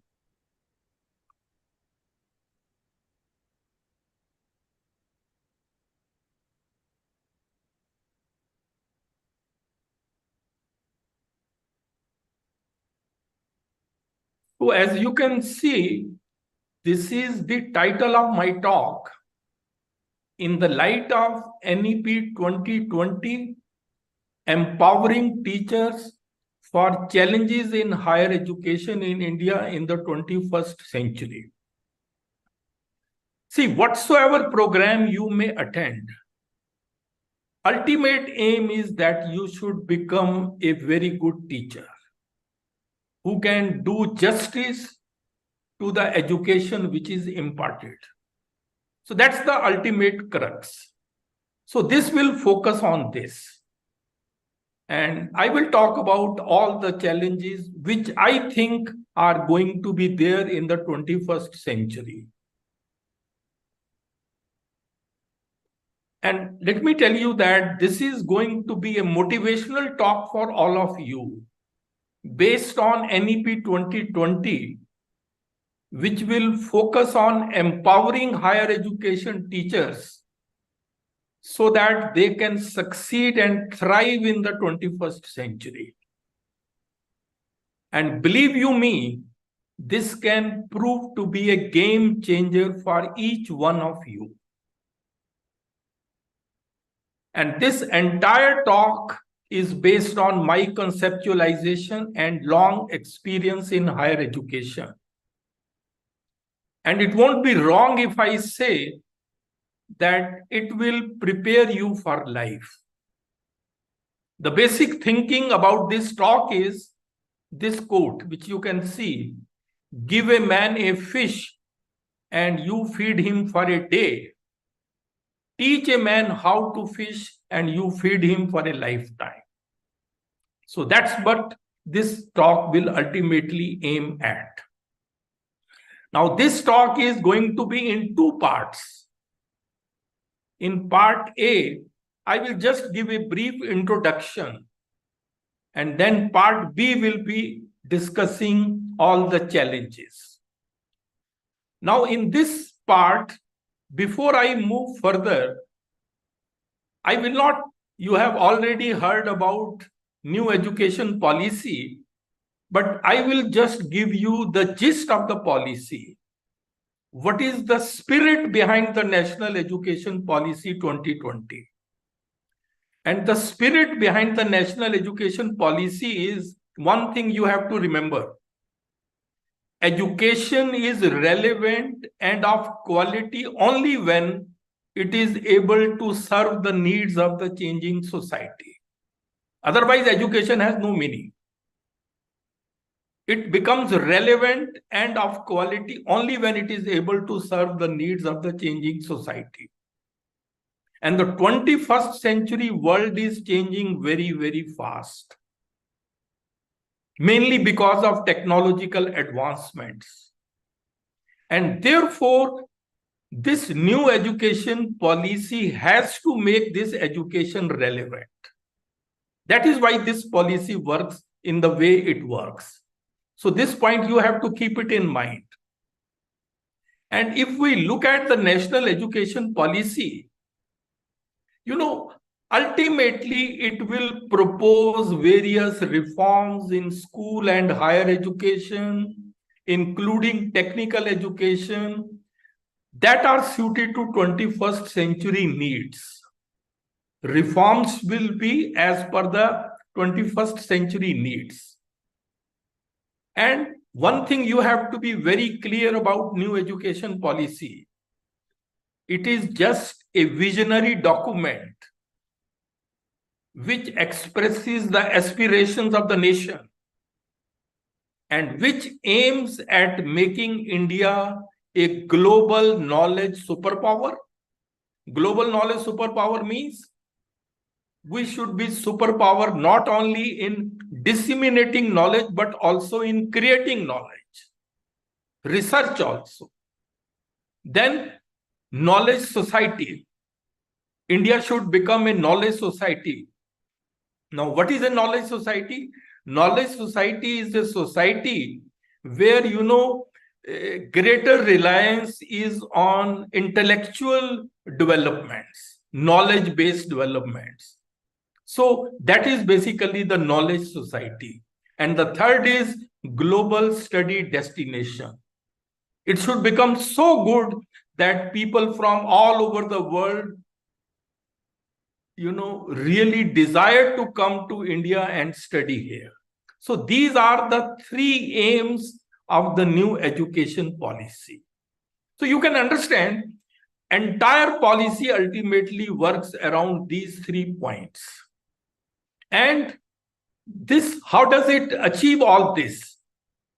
It achieves all this by making school and university or college education holistic, flexible, and multidisciplinary. These are, what I am telling you is the entire gist of the new education policy. Details you can always find out, but this is the really summary. So it makes education holistic, flexible, and multidisciplinary. How it makes holistic, we will discuss. How it makes flexible, you have already been told. There are multiple entry, multiple exit options. There is academic bank of credits. That is only making it flexible and multidisciplinary. And one more thing which you should remember, that this entire policy is based on 5 basic pillars. These are the 5 foundations: access, quality, equity, affordability, and accountability. Entire education policy revolves around these 5 points. On one hand, we are trying to achieve greater access, then improving quality, then delivering education with equity, then affordability, and ultimately accountability. So this is what ultimately NEP 2020 focuses on. And holistic development, when I say, it refers to basically the development which involves all parts of a person: physical, emotional, mental, and social. So that's what we call as holistic development. And this is the difference between equity and equality, which I just said. We don't want equality, we want equity, justice, fair, as it is on the right-hand side, you can see. So I have told you now what is the gist of the new education policy. And in this talk, in the light of this, we will focus on how to empower teachers for the challenges which will be existing in the 21st century. Why I am focusing on empowerment of the teachers? Why? Because please remember, the quality of an education system can never exceed the quality of its teachers. If you want to increase the quality of the teachers or quality of an education system, you must raise the quality of its teachers. You must raise the competence levels of the teachers. And that is possible through empowerment. So this entire talk will be focusing on empowering the teachers. And please remember that once teachers are empowered, they in turn will empower the students. That's the thinking. So we are basically empowering teachers in order to support students' learning ultimately. And you all know that our greatest natural resource is the minds of our children. India is one of the youngest nations of the world. And 50% population is less than 25 years. 65% population less than 35 years. Such a big, dividend we have. So that advantage which India has, this we can really encash on. And we need to ready our children for the future. And please remember, to a great extent, responsibility rests with you. I mean the teachers. Students may be just 25% of our population, but then they are 100% of our future. We should not forget that. Therefore, we have to ensure that we give them the right type of education, quality education. Because, a child miseducated is a child lost. We cannot afford to lose even a single child. Why should? So that's basically the thinking behind this talk. Now, having said that, let's look at the traditional roles of a teacher in higher education. See, all of you are in higher education. Your roles presently are to disseminate knowledge, that is teaching, then to create knowledge, that is research and guide research, and then, of course, academic administration and management. And a teacher is expected to excel in all the three roles. Now, from my personal experience, I feel that if you want to be an outstanding teacher or a researcher, in any discipline you may be, you should have a very sound and deep knowledge in your subject. You should be very proficient in the practical skills. You should have the passion to become a great, outstanding teacher.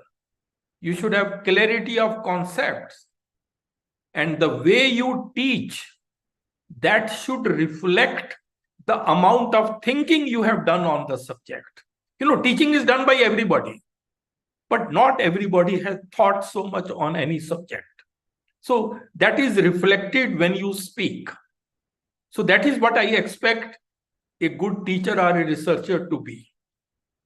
And then, if you want to be an outstanding researcher, you need to be an out-of-box thinker.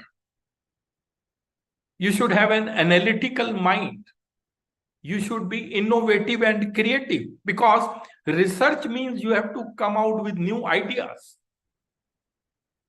And then 4 C's: creativity, courage, commitment, and critical thinking, etc.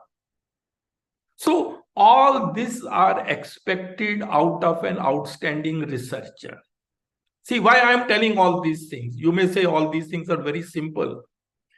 These look very simple, but very difficult to really have it in practice. And this is a must if you want to excel. If you are not an outstanding researcher, suppose, must be that you don't have much ideas. You are not innovative. That's why you can't think more. So this is the point. And then one more thing, both for an outstanding teacher and researcher, you should have excellent communication and presentation skills. I think these are very, very important, more so in the teaching profession. Because nobody will really take the pains to listen to your ideas until and unless your communication is effective and impressive. So if my communication or presentation is not effective, you will not like to listen, then tomorrow your students will also not like to listen if your communication is not effective or impressive. So you should make also efforts in this direction. And please remember, all the great speakers were bad speakers at first, but then they worked hard and they came to the top. So this is my brief introduction about the entire lecture. What are the expectations, what we want to do, and now we come to the realities. And those realities we will have in part B, which is the challenges in the 21st century before the higher education teachers. So this is going to be very important. And this covers all important developments whatsoever are taking place in the world. So this will be a total, cover entire education system of the country. So in challenges, first thing which I will take is we are living in an information age. Getting any information is possible just by a click of a mouse. So this information age poses some challenges. So what are the challenges of the present information age? First is this. This is an age of uncertainty with respect to jobs. There is a very famous Future of the Jobs report published by the World Economic Forum, according to which 65% of the children entering primary school right now will be working in the jobs that don't even exist right now. That means we do not know where our students will be employed tomorrow. Those jobs may not be even existing at present. So this is one uncertainty about the information age, which we must keep it in mind. Second is, this is an age of mass education, which creates a tough competition, because this is an age where more and more students over the next 30 years will graduate than since the beginning of the recorded history. So, every university, every college, everybody wants to increase the gross enrollment ratio. So more students will graduate. But traditional jobs will be very few. So fewer traditional jobs, but many takers. So they will create a tough competition. This is another reality. We have to keep it in mind. And the third is, this is an age of artificial intelligence. This is an age where the artificial intelligence will equal the intelligence of the students by the time they finish formal education. So the question is, if I can have, machines with the same intelligence as you, then why do I need you? That is going to be another problem. Because in the years to come, and even at present, it has already started, many jobs are going to be in danger due to artificial intelligence, automation, and robotics. What type of jobs are going to be in danger? Those jobs which are repetitive or which are of predictable nature, routine type. Those jobs which require no critical thinking, which require no critical analysis, which require no research base or no specialization. All these jobs are going to be in danger in the years to come. Already it has started. So this is another challenge before of us. And now, it is said our brain Look at this. This is a picture of the brain. It has left brain functions and the right brain functions. As a matter of fact, it is now said humans may not be required for the so-called left brain functions, because anything which can be measured by numbers can be solved by artificial intelligence methods. And look at the left brain functions. They involve numbers, they involve analytical, they involve logic. All this will be done by the machines. So this is going to be another problem. In this 21st century, we will have to focus more on creativity, critical thinking, emotional intelligence, and so many other things which we will talk later on, and not on the left brain functions, which will be, of course, taken over by, machines or by artificial intelligence models. So in the light of all these three challenges which I have told you of the information age, the challenge before the present day teacher is going to be what to teach, how to teach, so that our students are able to succeed in a future which is so highly uncertain. It is going to be a big challenge. These are the realities which I am going to tell you. Facts don't cease to exist just because we ignore them. We have to keep them in our mind. Second challenge is going to be the 21st century learning needs. So if these are what I told you just now, these are the challenges. Question is now, what are the learning needs of the 21st century?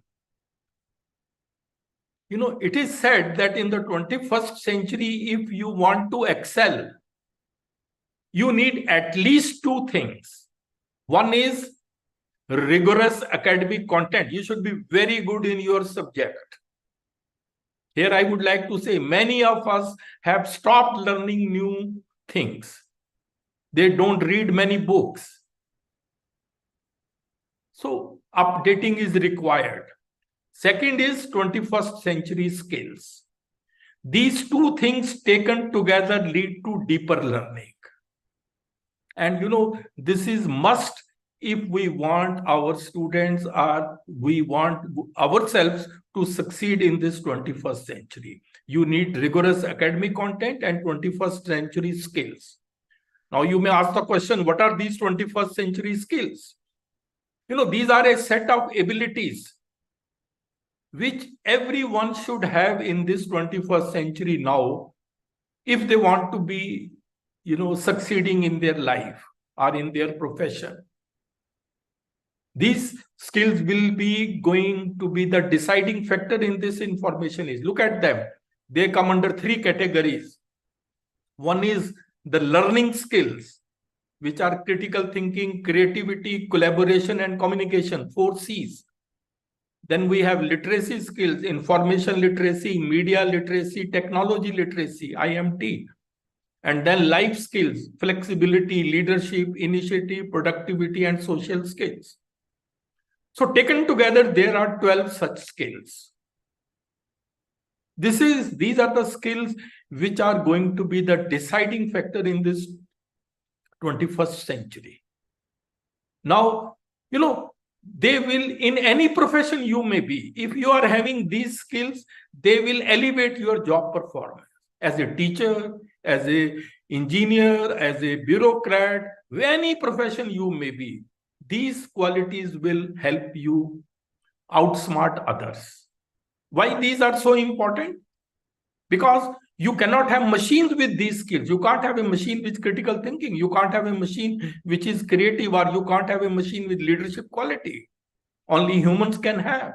So artificial intelligence cannot replicate them. Therefore, these are going to be the deciding factors in the 21st century. When we were students, nobody talked about these things. But now these are the things. And I'm telling you, while developing new education policy, all these things were considered. Only then that policy came. And now it is believed that every student in this nation must be an analytical thinker, a problem solver, innovative and creative, an effective communicator, effective collaborator, informative, media literate, globally aware, civically engaged, and financially and economically literate. So these are the 21st century learning needs. But we are focusing so much on skills, but skill development in India continues to be a major concern. As a matter of fact, there is a report, one of the module in your course is skill development. 90% of employment opportunities require vocational skills. But earlier we were never paying any attention to skill. Although we have created a Ministry of Skill Development and Entrepreneurship, but still, the need for skilled workforce is increasing day by day. And there is a report that by 2024, there will be a shortfall of over 4 million high-skilled workers. We may not have people to fill those jobs because they have to come out of the education system. And that is why you must have learned that new education policy says that vocational education now will start from class 6th. From class 6th, vocational education will start, and it will be integrated with other subjects. Because sometimes there is a stigma attached to vocational education. That should not be. It should be just considered as one of the other disciplines. So much is the focus on skills that now many of these companies, look at them, these big companies, they are hiring people without degrees, provided they have the skill sets. So they are looking beyond academics. The rules of the game are changing. And these big companies, they use some skill-based aptitude test and psychological profiling to recruit. They come to know whether the person has skills or not. So that is going to be the importance of skills. And of course, we are going to have a few talks on skills, but I'm giving you the importance overall. So having said that, in the 21st century, ultimately, you need to acquire competence for excellence so that you could become excellent in any profession you join through quality education. So quality education actually prepares you for acquiring competence. And the quality education in the 21st century is going to be this. This is the most important slide, note down. In this quality education, you will be needing 3 things: knowledge, disciplinary knowledge, interdisciplinary knowledge, and practical knowledge. You may be in any discipline. This is a must.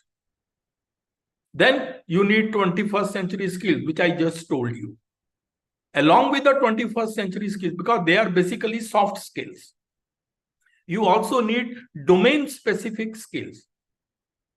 If you are in chemistry, you will need some skills related to chemistry. If you are in physics, like that, so subject-specific skills. And the third is your personality, your values, your attitudes, your traits.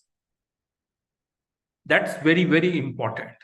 And these 3 things taken together constitute the competence of a person. See, now if you look at the things, when we were students, the focus was always on knowledge. Nobody talked about these skills or personality. They thought everybody will have something like personality. But now, in the 21st century, focus has to be here. And when we talk about domain-specific skills, so vocational component is embedded in this. And that is why, all the higher educational institutions are focusing on creating a conducive learning environment and trying to build adequate infrastructure, because these 3 things you need in order to acquire competence for excellence. Now, subject may be different. For example, if I am a bureaucrat, I am suppose an IAS, my knowledge will be of a different type. If I am an engineer, it would be of a different type. If I am a journalist, knowledge would be of a different type. But 21st century skills everybody will need. Personality, everybody will need. Domain-specific skills may vary from person to person. That is why, universities and colleges are now doing this skill enhancement courses and value-added courses. Value-added courses will improve your personality. Skill enhancement courses will improve your skills. Ultimately, your competence is getting enhanced. So, ultimate goal of quality education has to be to acquire competence. So, I think this is the slide which summarizes everything. You need knowledge, you need skills, you need personality. And this constitutes competence. These days, people talk about outcome-based education, OBE. What are the outcomes? Outcomes are also the mixture of all the three: skills, knowledge, and personality or attitudes. So ultimately, these components, because entire education revolves around this. Just keep this thing in mind. You will never have any problem. And please remember also, if one of these things is weak, your competence will be adversely affected. And why personality is important? There is a famous report that 87% of all people fail not because of capability, but because of personality. And then sometimes they do not know that their personality is coming in the way of their job performance. Because personality development is often neglected in India. But we will talk about it later on. So these are the two challenges which I showed. The third challenge for higher education teachers, I'm talking about the challenges, is the need of creative and innovative minds in India. This is the need. Not only you should become creative and innovative, but then you should also you should ensure that your students imbibe these qualities. Because I feel there is a crisis of innovation and creativity in Indian education system. Look at this. No Indian scientist has got Nobel Prize since 1930. C.V. Raman was the last person who got Nobel Prize in physics for the discovery of Raman effect. After that, no Indian scientist has got. No chemistry person has ever got Nobel Prize while working in India. These people did get Nobel Prizes, no doubt, but they were non-resident Indians. Even Amartya Sen, although he is an Indian, but he has been staying abroad for years. Even Abhijit Banerjee is an American citizen. Here I would like to mention that Nobel Prize is not a lifetime achievement award. It's the highest level of research. And in order to excel in research at that level, you need some things. Like you need enormous amount of creativity and open-mindedness. You need, willingness to collaborate. We teach our students competition. They become so much competitive that they look at every other person as a competitor. Then it becomes difficult to collaborate. Willingness to collaborate. I remember when I was working in Germany, whenever they started on a new research problem, they called people from other related disciplines and they together as a team thought over that problem. And then you also need perseverance and resilience. In India, we want sometimes immediate gains. You start research today and you want some wonderful results to come in 6 months or 1 year or 2 years. That may not be possible. I remember 2-3 years back, a person who got Nobel Prize in chemistry, he was 97-year-old. Just see. So I think you should have patience, but perseverance matters a lot. And this is the reason why our many higher educational institutions hardly stand anywhere in world rankings. Because quality of research matters a lot. So poor quality of our research programs is one of the main reasons for the world ranking of our higher educational institutions. And in sciences, I feel sometimes best students don't come to research. After 12th, Most of the science students will either like to go to engineering or to medicine. Only few will come to pure sciences, and out of them, very few will come to research. So now the question is, why do we lack in quality research in India? We lack in quality research in India because of our education system, I think. There is a fundamental flaw in our education system. We are all teachers. We must look at that. And the flaw is, as you can see in this small video. For decades, people have been finding hundreds of flaws in the education system. No conceptual understanding, no creativity, children are stressed, and the list goes on. All these are symptoms. But what is the root cause to all this? What is the fundamental flaw in the education system? Let us play a rapid-fire game. You have 1 second to answer every question. Let's start. First question, A4? Okay, no more questions. Did you think apple first?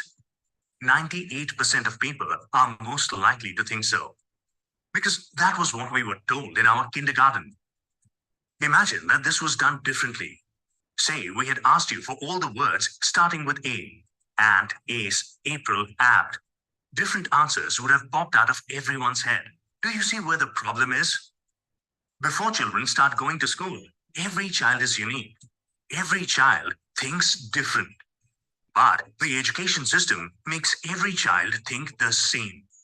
This is the fundamental flaw in the education system. Why did this start? During the Industrial Revolution in the 18th century, the education system was designed to make children ready to work in factories. The factories did not require people to think, but to only work like robots. So, the education system stripped children of their freedom to think and destroyed their true potential.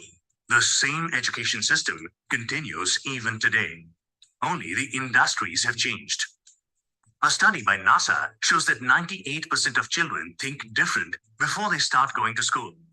As they go through this education system, at 25 years of age, only 2% think different and 98% think the same. So how does the education system make every child the same? Let's go back to the apple example. Kindergarten lessons told us that A is for apple. We asked you for words that start with A. Our education system gave us the answers. We asked you a question. Answers make you the same. Questions make you different. Right from kindergarten, the education system keeps giving answers.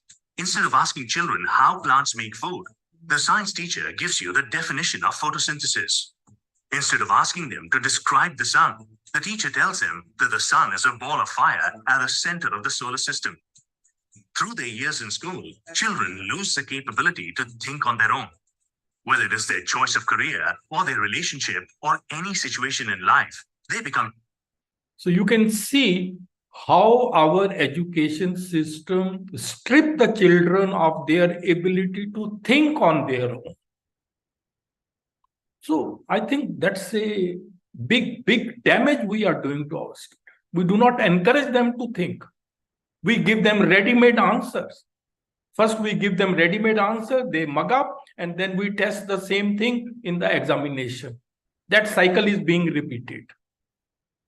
So there is very little scope for creativity. I think we will have to think about that. Our education system does not encourage thinking, innovation, and creativity amongst the students. It's outdated.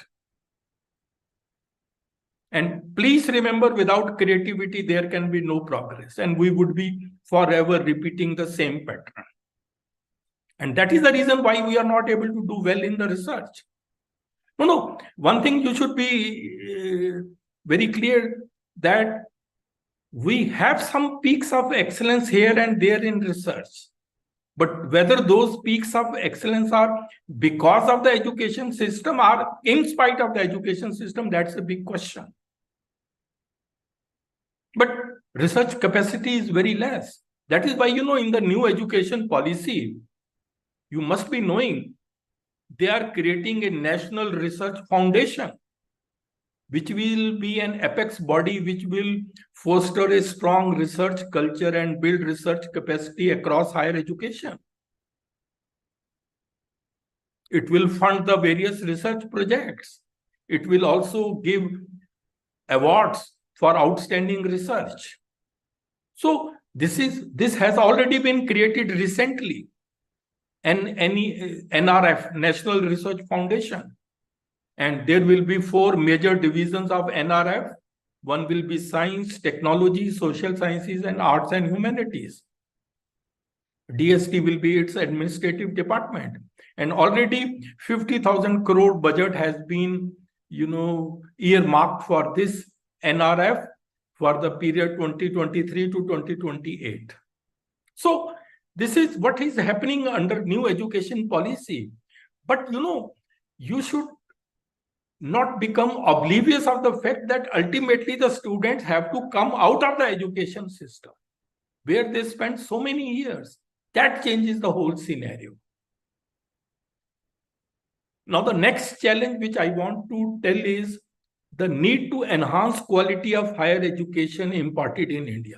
See, whatsoever we may do, ultimately what is important is how education is imparted in the classroom. That is where the future of the country is built. There is a very famous message written at the entrance gate of the University of South Africa, highlighting the importance of quality education. Look at the message. The message says, destroying any nation does not require the use of atomic bombs or the use of long-range missiles. Just lower the quality of education and allow cheating in the examinations by the students. That is enough to destroy the nation, because patients will die at the hands of such doctors. Buildings will collapse at the hands of such engineers. Money will be lost at the hands of such economists or accountants. Humanity will die at the hands of such religious scholars, and justice will be lost at the hands of such judges who will come out of that education system. So that highlights. The message is that the collapse of education in a country is the collapse of the nation. So important is this education. We sometimes don't realize its importance. And in education, when we talk about imparting, 3 things are important. What do we teach? How do we teach? And how do we assess our students? These are the 3 main steps. And in all the 3 in India, we need to change a lot. If we do not change at these 3 grassroots levels, nothing is going to change come any policy. And in changing all these 3, teachers have a very important role to play. That is why I am delivering this talk to you. I am telling you what is your responsibility. Currently, our education system is like this. We have 21st century students, but the content which we teach sometimes is of the 19th century. Methods of teaching are of the 20th century. Assessment methods are of the 20th century. Courses architecture is of the 20th century. We have not changed much with the time. Please remember, we need to address the needs of the society. So let's take one by them. Suppose we look at curriculum. Curriculum is, what do we teach? Curriculum is a total learning experience. And here the biggest challenge comes from the growth of knowledge. The knowledge in all disciplines is growing very fast. So fast that the doubling time of the growth of knowledge has shrunk considerably. Shelf life of knowledge is becoming shorter day by day. There was a time when human knowledge was getting doubled in 150 years. Now it is getting doubled in almost 73 days. So you can very well imagine how soon our knowledge is getting outdated. And in any discipline, what we know is merely a drop, and what we do not know is an ocean. That is why in the new education policy, they say you should have modern syllabi. You should have light syllabi. Why light? So that students have more time for thinking. Include only core essentials. And all this is to be done because knowledge is growing very, very fast. But who will do this? Here, teachers have a very important role to play. Outdated syllabi, which we normally have, they increase the gap between what is learned and what should be learned. And this affects the quality of research. You know, one reason why we are followers in most of the fields and not leaders is this. This is one important reason: outdated syllabi. You have been told things which are very old. World is in the 21st century and we are teaching things of the 20th century. That is why when you go abroad, they will ask you to do some bridge courses. You know, this is a very famous thing. Bharat Ratna scientist Professor C.N.R. Rao once said that 90% of the universities in India have outdated curriculum. So how do you expect them to do well? We need to have skill-based and industry-led curricula. Because I told you importance of skills. Please remember, future belongs to those who learn more skills and combine them in creative ways. And here also the problem comes.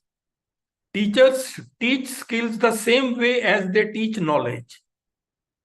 Please remember, knowledge is theoretical, whereas skill is practical. You have to have different approaches for teaching them. You can't teach them the same way. That is why there is a problem. And now, as I mentioned in my introduction, multidisciplinary approach is being advocated. This is a new approach to curriculum development. This has already started at school level now. Now you will ask the question, what is this multidisciplinary approach? Let's just, within 2 minutes, it will be clear to you. See, national education policy aims at bringing about a multidisciplinary approach in education, first in schools and then in colleges and universities. Now, why this multidisciplinary? Multidisciplinary because real world problems are complex and they require knowledge of several different disciplines for their solution. So this is the real reason. For example, look at the problem of climate change. You cannot solve the problem of climate change just on the basis of your knowledge of climatology or political science or economics or green technologies or sociology. You need knowledge of all of them together to solve a problem. So that is the thinking behind multidisciplinary approach. And recently you must have seen this draft national curriculum framework has already come. Now what has happened at school level? They are going to have it very soon. Earlier, we used to have science, commerce, and humanities streams. These will be now replaced by curricular areas. So curricular areas will replace these streams. And students can have, for example, for 11th and 12th, you will have 8 curricular areas. These include humanities, including language and mathematics and computing, vocational education, physical education, art, social science, science, and interdiscipline. These are 8 curricular areas. Each curricular area will have many disciplines, and each discipline will have many papers. So students can choose anyone. Just give one example. Look at the science curricular area. Now, science curricular area has 3 disciplines: physics, chemistry, and biology. These are shown on the right side. In physics, some papers are given. In chemistry, some papers are given. In biology, some papers are given. Similarly, it will be in other curricular areas. So you will have to choose for 11th and 12th some papers. You can take one from chemistry, you can take one from vocational education, you can take one from languages, anything you can take. So that is basically the thinking. Now it looks very good, but ultimately whether it will give the desired results, we will have to see, because it's going to be full of challenges. Because the thinking is that multidisciplinary education will allow a student to gain a deeper understanding of the subject matter through the lens of different disciplines. No doubt it looks very good, but then it has many challenges. It's not so easy to make it a curriculum which is multidisciplinary based. You will have to make significant changes in the way curriculum is designed and taught. You need experienced staff who are capable of delivering such an approach. You need greater collaboration between different departments and institutions to ensure successful implementation. And of course, you need adequate infrastructure. So there are many challenges. So let's see how it works. But this is what the thinking is. Then comes the pedagogy. How do we teach our students? I think this is the most important component in the education. We still teach our students by the talk and chalk method, which is teacher-centric, monologue. Many complex concepts cannot be explained on the board. It is presumed that all students learn in identical fashion. It is slow and time-consuming. You can't solve many problems in the class because you have to finish syllabi. And then this method focuses more on examination, rote learning, and scoring high marks. Still, our mindset is the same. This is the today's reality in every discipline. Nobody wants to learn concepts. Everybody wants to score 90+ marks. The irony of our country is that focus is on well-filled mind. We keep on filling the mind with more and more knowledge. But please remember, what we need is well-formed mind. The mind which is formed out of thinking, innovation, and creativity. Because real education is that which transforms the learners. Just as a seed gets transformed to plant, then plant to tree, that sort of transformation needs to be brought in. And please remember, this can also help you in quality research, because the strong foundations for quality research are also laid during teaching learning. Because for quality research, you should have an in-depth understanding of the topics, interconnection of the topics, clarity of concepts, etc. So that way, teaching learning becomes very, very important. If your foundations are weak during teaching learning, it's very difficult for you to become a good researcher. Very difficult. Yeah, you will have to work very hard later. Because these are the formative years. And therefore, teaching learning methods should change. Please remember, learning is not the product of teaching. Learning is the product of the activity of the learners. So, learning to be effective, we must engage our learners.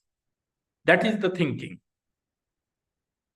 And the thinking behind learner-centric education is that students learn best when they are engrossed in the topic, motivated to seek out new knowledge and skills, because they need them in order to solve the problems at hand. And all this is possible in this information age. So slowly our method of teaching should shift from teacher-centric to learner-centric. But how many of us are doing that? For example, experiential learning, we talk, it is a learner-centric education. And, even in the new education policy, it is clearly mentioned fostering experiential learning and critical thinking among students is an important objective of NEP 2020. As a matter of fact, experiential learning needs to be adopted at all levels, from school level education onwards. And you can see the advantage of experiential learning. Retention rate of experiential learning is 75%. And look at the top, lecture rate, retention rate through lecture is just 5%. If I just deliver a lecture, retention rate will be just 5%. But if you do it, it go up to 75%. And these are the various learner-centric methods. I'm sure there is one module in your course based on that. So these are the various methods of learner-centric education: problem-based learning, project-based learning, inquiry-based, collaborative learning, community, museum, tours, internship, or apprenticeship. All these are learner-centric because everybody is learning something they are doing themselves. Even flipped classroom model, which is becoming so popular, I think we will have a talk on this. Here, this is entirely student centric, learner centric. And in this learner centric education, roles of the learners will also change. In the talk and chalk method, they are merely passive learners, but now they will become active, highly independent, and creative thinkers. So that is the positive change in them. And look at these leading universities of the world, Harvard, Stanford, Wharton. Their main focus is on case studies, experiential learning, project-based, problem-based learning, collaborative learning, etc. Very little focus on lecture-based learning. But we have not come out of that. We still focus on lecture-based learning. That is what I am saying. We have not changed with the changing times. We know, but we are not able to adopt it in the real practice because training is missing. And please remember, if we teach today's students as we taught yesterday, we are going to rob them of tomorrow. So teachers will have to change with the changing times. So that is the message from here. This was my article about creativity crisis in the Indian education system. This was my article about flipped classroom. So maybe we will talk about these things in some other lectures. And then comes the assessment, the last part here. You know, even the new education policy says we need to transform the culture of assessment because assessment drives learning. The way you will assess your students will learn in that way. So it can be a good way to enhance the quality of education in the country. But have we done that? Not much. Our examination system is still rote-based, mainly about textbook content, testing facts, definition, etc., which are given there. Anything coming outside the textbook is branded out of syllabus or even protested. So that's why, things have not changed. And then our traditional examination system, they do not assess the skills that industry needs. Because skills require a different approach of assessment than the knowledge. There are different methods of assessment. So, assessment process in the country needs to be made more scientific to encourage multiple skills of the students. Analysis, critical thinking, conceptual clarity. Because, and in all this, teachers can play a very important role. Only teachers can play a very important role. We have about 4 crore students in higher education in the country. How to assess them? Here, the competence, creativity, or the skills of the teacher can play a very important role. Because in respect of knowledge, please remember, this is the Bloom's taxonomy. In respect of knowledge, these are the 6 learning outcomes from remembering, understanding up to creativity. Cognitive domain has these 6 levels. So assessment should also test each level, each learning outcome. We generally test in our examination system remembering or understanding or a little bit application. Beyond that, we are not able to go. That is the problem in our assessment. That is why, this slide is very important. For lower order thinking skill, you can have MCQs or short question answer or match or fill in the blanks or numericals up to remembering, understanding or application. But for higher order, you should encourage projects, internship, e-portfolios, field work assessment. So it is the blend of these tools which will be the ideal assessment for the students in cognitive domain, in knowledge domain. And the next challenge which I want to tell you is about technology. Because we need to embrace technology and become tech savvy. Please remember, in the 21st century, it's difficult to imagine education without technology in the 21st century. But technology should be used strategically to benefit the students. Because excessive use of technology by the students has impacted adversely the generation of original ideas and hence creativity. So we have to use technology very, very carefully. And you must I think we will have a separate talk on that. This is how technology has changed higher education scenario after pandemic. Learning has changed, teaching learning has changed. We have e-learning and MOOCs. Experimental work, we have virtual labs. Revision of syllabi is done through mail or discussion forum. In research, we have electronic databases for literature survey. Examinations are becoming online. Professional development is taking place online. ICT empowered pedagogies have come. So you can see how technology has changed the way teaching learning is done in the country. So this is that the message is that you should become tech savvy. And now virtual universities are coming, and from this year, we are going to have the National Digital University. And then we need to empower teachers for Education 4.0. You know, this is also one of the modules in your course, Education 4.0. See, India is entering an era of Education 4.0, which is a total technology-mediated education. See, in the history, we have these industrial revolutions. We are currently having Industrial Revolution 4. And in some parts of the world, we are talking also about Industrial Revolution 5.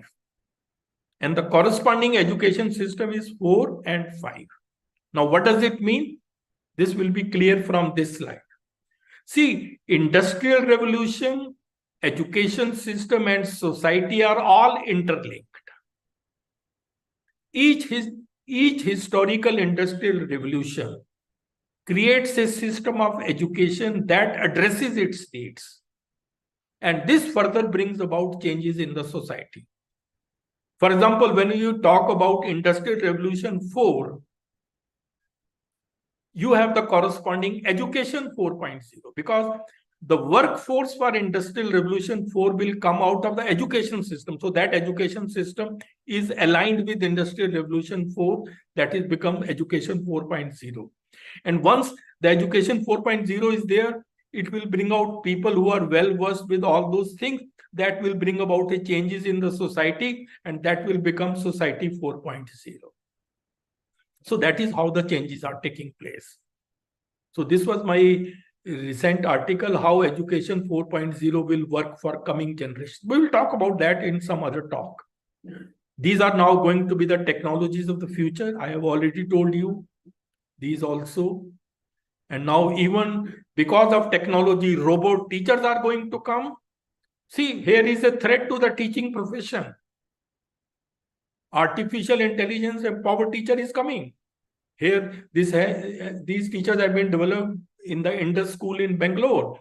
This teacher can answer questions up to 12th class. I think students will ask questions through command in physics, chemistry, and mathematics, and it answers with 100% precision. That is why in the world, there is a talk that robot teachers may replace human teachers in future. Things are going to change that fast. Although there is no doubt that only a human teacher can bring real connection, socialization, and creativity in the classroom. Please remember, technology will never replace great teachers. But technology in the hands of great teachers can be transformational. You are a great teacher, you know the subject very well, and then you are tech savvy, then that combination can do wonders. So be a good teacher and become tech savvy. This was my report in Times of India. Technology will never replace teachers. So ladies and gentlemen, education in future is going to be an amalgamation of the transformations driven by Education 4.0, 5.0, NEP 2020, pandemic, emerging student needs, and new technologies. And in the light of all what I have said, the roles of the teachers are going to change in the 21st century. I showed you the 3 roles in the beginning, but now the roles are going to change. And now some teachers are even worried that perhaps there will be no students to teach anymore in near future, as technology might take over teaching our students. So there is a big question mark over the future of teaching profession. Even now, many students go to YouTube and listen to the talks from there. So in the 21st century, these are the new roles of the teachers. You need to become tech savvy in ICT skills. You must learn how to manage virtual classroom and discussion forum, because students may be enrolled in MOOCs. If they have some questions, who will answer them? You must learn that. You must be very good in learner-centric pedagogies. So teachers will become coaches or mentors rather than knowledge providers. There was a time when teacher was the only source of knowledge. Now, no longer. Now there are so many sources of knowledge. And then you should also be proficient in the development of e-content and MOOCs. You should be excellent in writing skills. So many MOOCs have been developed on SWAYAM platform, more than 4,000. Who has developed them? The teachers only. So for that, you need to be a great teacher. You should have excellent writing skills. You should be able to present your ideas in a systematic way. So these are going to be the new roles. So, ladies and gentlemen, the present scenario wants you to change your mindset. Don't think that what I know is enough. You must learn more. There is a very famous quote: birds born in a cage think flying is an illness. You have to come out of that shell. So the key to meeting challenges of higher education in future lies in the regular empowerment of the teacher. So this entire program of this 1 week or 8 days program has to be viewed in this light. It's for your empowerment. Take it like that. Whatsoever you learn, if you are not able to implement it in the classroom, then it is of no use. Because I told you, empowered teachers must empower their students also. This is, again, I am repeating this. And now I come to the last part. I will take 10-15 minutes and then I will finish it in time. These are some life-changing tips which I feel when I was a student or when I became lecturer, nobody told us, but I want you to learn. Because I told you this slide earlier. You need knowledge, you need skills, you need personality also. And sometimes personality is ignored. By personality, I don't mean looks. Personality means a set of traits and behaviors that characterize an individual. This slide, again, I am showing 87% of all people fail not because of capability, but because of personality. So once you change your personality, your life will change. Your personality can transform your future. So this is life lessons. Personality development tips in the form of life lessons to enhance your competence. First lesson for you should be, what I say is quickly, learn the art of living. You have come in this world, you should learn the art of living. Most people only exist. Living is rare. Please remember, you live only once. But if you do it right, one is more than enough. But don't let the time waste. Art of living means capability to draw pleasure from life and to succeed in the greatest test called life. Life itself is a test. You have to succeed in that. Because the unique thing about life is that life can only be understood backwards, but it must be lived forwards. That's the strange thing about life. You have to live it forward. You do not find the happy life, you have to make it. You will never find a happy life. You will have to make it through your mindset. If you look at the World Happiness Report, India stands 136. People are not happy, always thinking, stressed. That's how their life goes. That's what I say. Living is rare. Most people are only existing. And the art of living lies in a fine mingling of letting go and holding on. Look at this is very famous quote. जिंदगी बहुत कुछ देकर भी किसी ना किसी चीज के लिए फकीर बनाए रखती है. Life is not fair. So don't expect life to be fair. Second thing, be proactive in life. These are the lessons which I have also learned. Nobody told us, but I don't want you to wait so long. If you are proactive, you focus on preparing. If you are reactive, you end up focusing on repairing. So be proactive. Proactive people don't wait for the ship to come in, they swim out to it. So that is the mindset you should have. Self-belief is very important in life. To succeed, you must believe that you can. Always believe in yourself. Because self-confidence is a superpower. Once you start believing in yourself, you will notice that the magic will start happening. Look at this famous quote. A bird sitting on a tree is never afraid of the branch breaking because her trust is not in the branch but in her own wings. That should be in you also. Believe in yourself. And one who believes in himself has no need to convince others. That's all. That's so simple. Then no to arrogance. Never become arrogant in life. Sometimes a small success makes a person arrogant. You know, arrogance is different from confidence. Confidence comes from self-belief. Arrogance comes from ego. You should not become arrogant. Arrogance is the surest path to failure. कभी किसी चीज का घमंड आ जाए तो शमशान का एक चक्कर लगा आना, तुमसे बेहतरीन लोग वहां राख बने पड़े. Just keep it in mind. These are the realities. These should not be taken just like quotes. These are realities. Remember that you are dust and to dust you shall return. So keep this reality of life always in mind. Then you will never become arrogant. Then try to make your life self-disciplined. Self-discipline, I means mastery over your thoughts. If you can control what you think, you can always control what you do. So have self-discipline. Because the heaviest burdens that we carry are the thoughts in our head.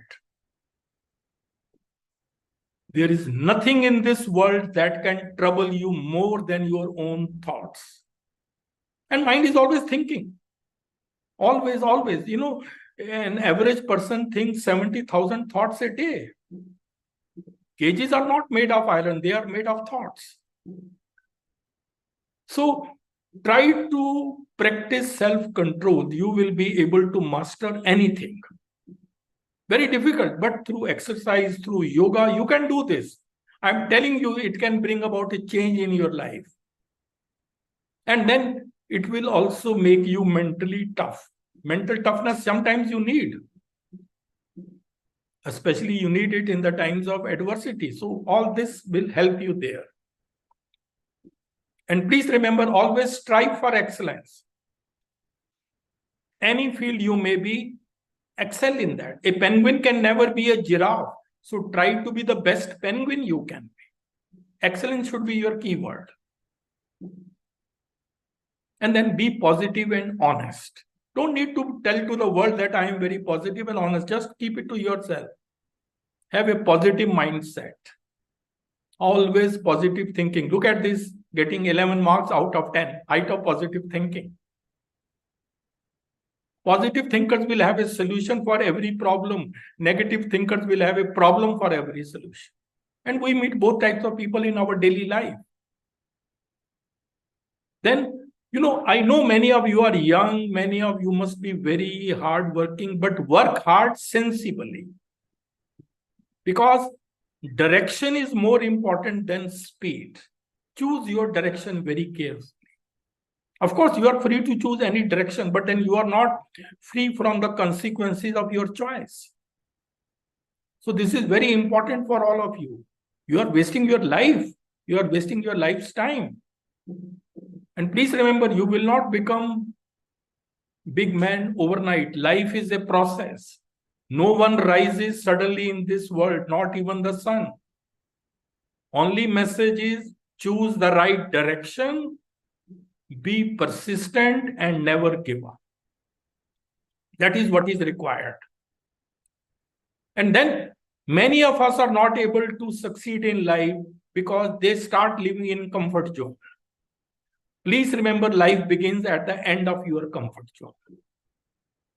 It is only once you have stepped out of your comfort zone that you will begin to change, grow, and transform. Many people think, oh, I am getting good salary. My husband or wife getting very good salary. Children are well set.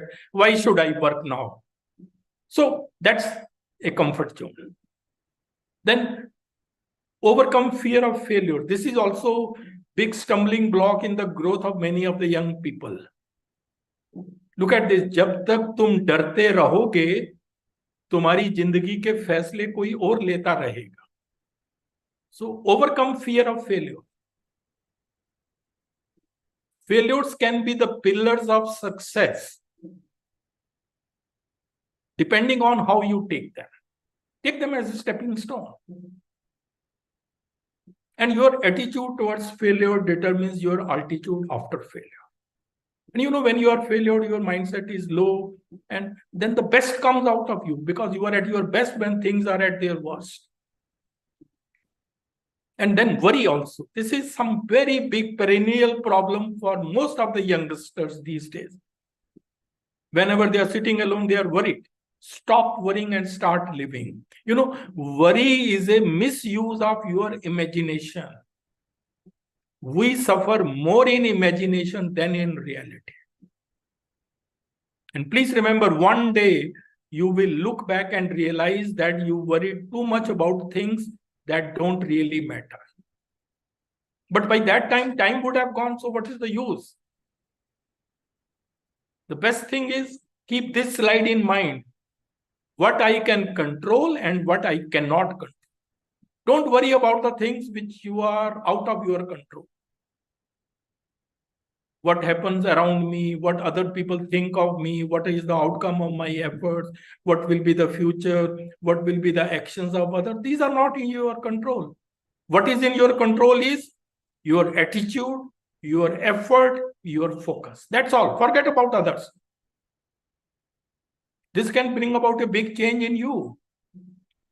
Control anger also. Anger is a normal emotion. Everybody gets angry, no doubt. But please remember, the fire of anger burns you first. So never say mean words out of anger. Your anger will pass, but your mean words can scare a person for life. So use either kind words or better be silent. And one thing you should remember, there is a psychology which says that beneath anger, there always lies some fear. Just think over this. And this is a very useful tip for everybody.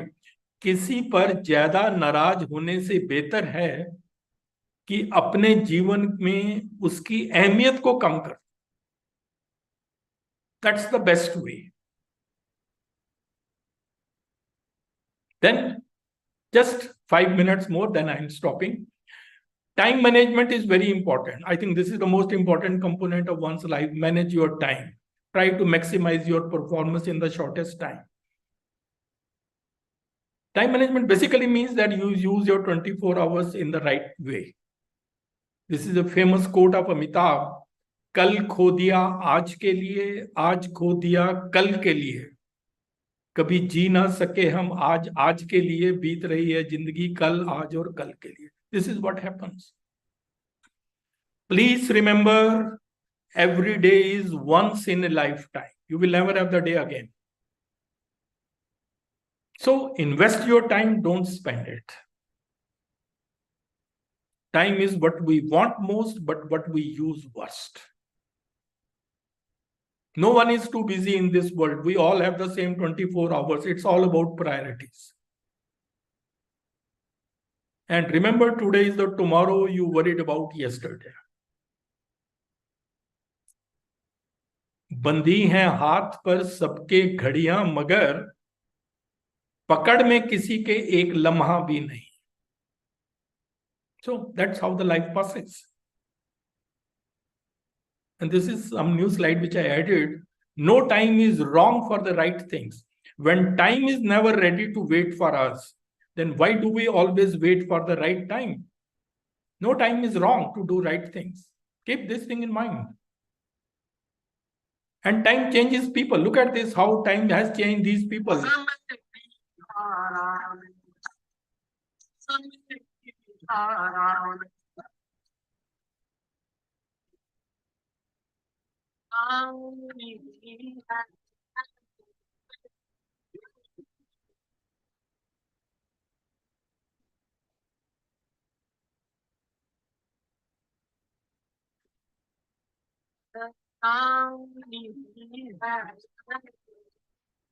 See, all these big people, mass following, how time changed them. Look at them.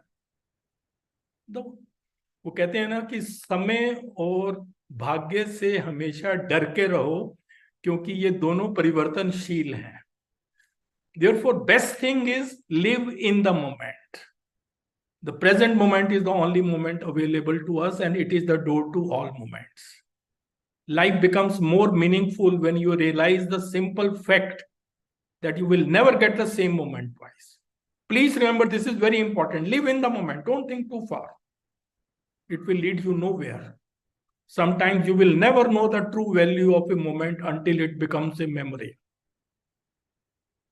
Win over the people around you. Don't try to impress people. No. If you knew how quickly people forget the dead, you would stop living to impress people. Forget. Don't worry. Don't live to impress people. And then have a high opinion of yourself. Look at this. Having a low opinion is not modesty, it is self-destruction. So holding your uniqueness in high regard is a necessary precondition for happiness and success. So lastly, now challenge yourself. So whatsoever I have told you today, my entire talk is full of challenges. So at the end of the day, your biggest competition is with you. You have to win over yourself. You should not become the puppet of your mind. You should become the master of your mind. Be your own king. And you are a king if you know how to rule yourself. You don't have the problem. You are the problem. स्वर्ग भी तू है, नरक भी तू है. इन दोनों का फर्क भी तू है. जिंदगी छोटी नहीं होती. लोग जीना ही देरी से शुरू करते हैं. जब तक रास्ते समझ में आते हैं तब तक लौटने का वक्त हो जाता है. So it's never too late to be what you might have been. That's the message. Challenges keep us fresh. There is a very famous quote. A ship is safe in harbor, but that's not what ships are built for. So humans are also not designed to be happy in status quo. So continue to remain dissatisfied with yourself so that you can get better and better. So challenges are what keep us fresh. That is a good principle to have at work and in life. Don't take every challenge as a problem. Take every problem as a challenge. And somebody very rightly said, challenges are the doorways to excellence. Opportunities come in disguise. So challenges are opportunities in disguise. And opportunities very rarely come. And one very famous quote I remember, I like it very much, this much. Make use of opportunities in life. When the winds of change blow, some people build walls while others build windmills. That's how you use the opportunity. That's a famous Chinese proverb. So ladies and gentlemen, these are the lessons people learn too late in life, but I am telling you now. Everything is temporary in this world. Stay connected, but never get attached. Life is not fair, so don't complain for that. Beneath anger is always fear. Things don't matter that much. People matter. Once people leave your life, they create a sort of vacuum. A lifetime is not very long. Very soon the life will be over. You all must be 20, 30, 40-year-olds, so the rest of the time will also pass. You played it too safe. You should have taken risks in the life. And life has no reset button. Live every day like it's your last day.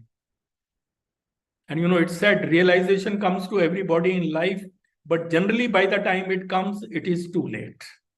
So what's the use? Things end, people leave, time passes, memories fade, feelings change, and you know what? Life goes on. This is a very famous song I like. I don't know whether it works. This is the last slide.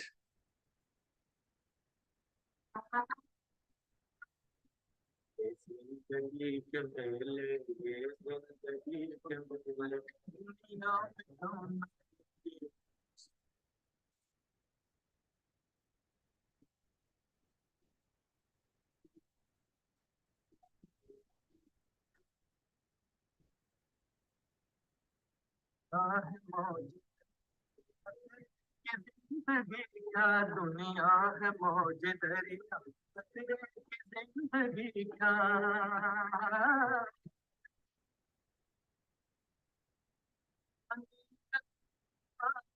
अंजाम ये पानी पानी पानी अंजाम ये पानी दम भर को सांस ले ले दम भर को सांस ले ले ये जिंदगी में दुनिया में दम न होंगे अफसोस हम न होंगे जिंदगी के मेले जिंदगी के मेले जिंदगी के मेले I think so there's some issue in audio, not playing well. बहारे उल्फत की यादगारें होंगी ये बहारे उल्फत की यादगारें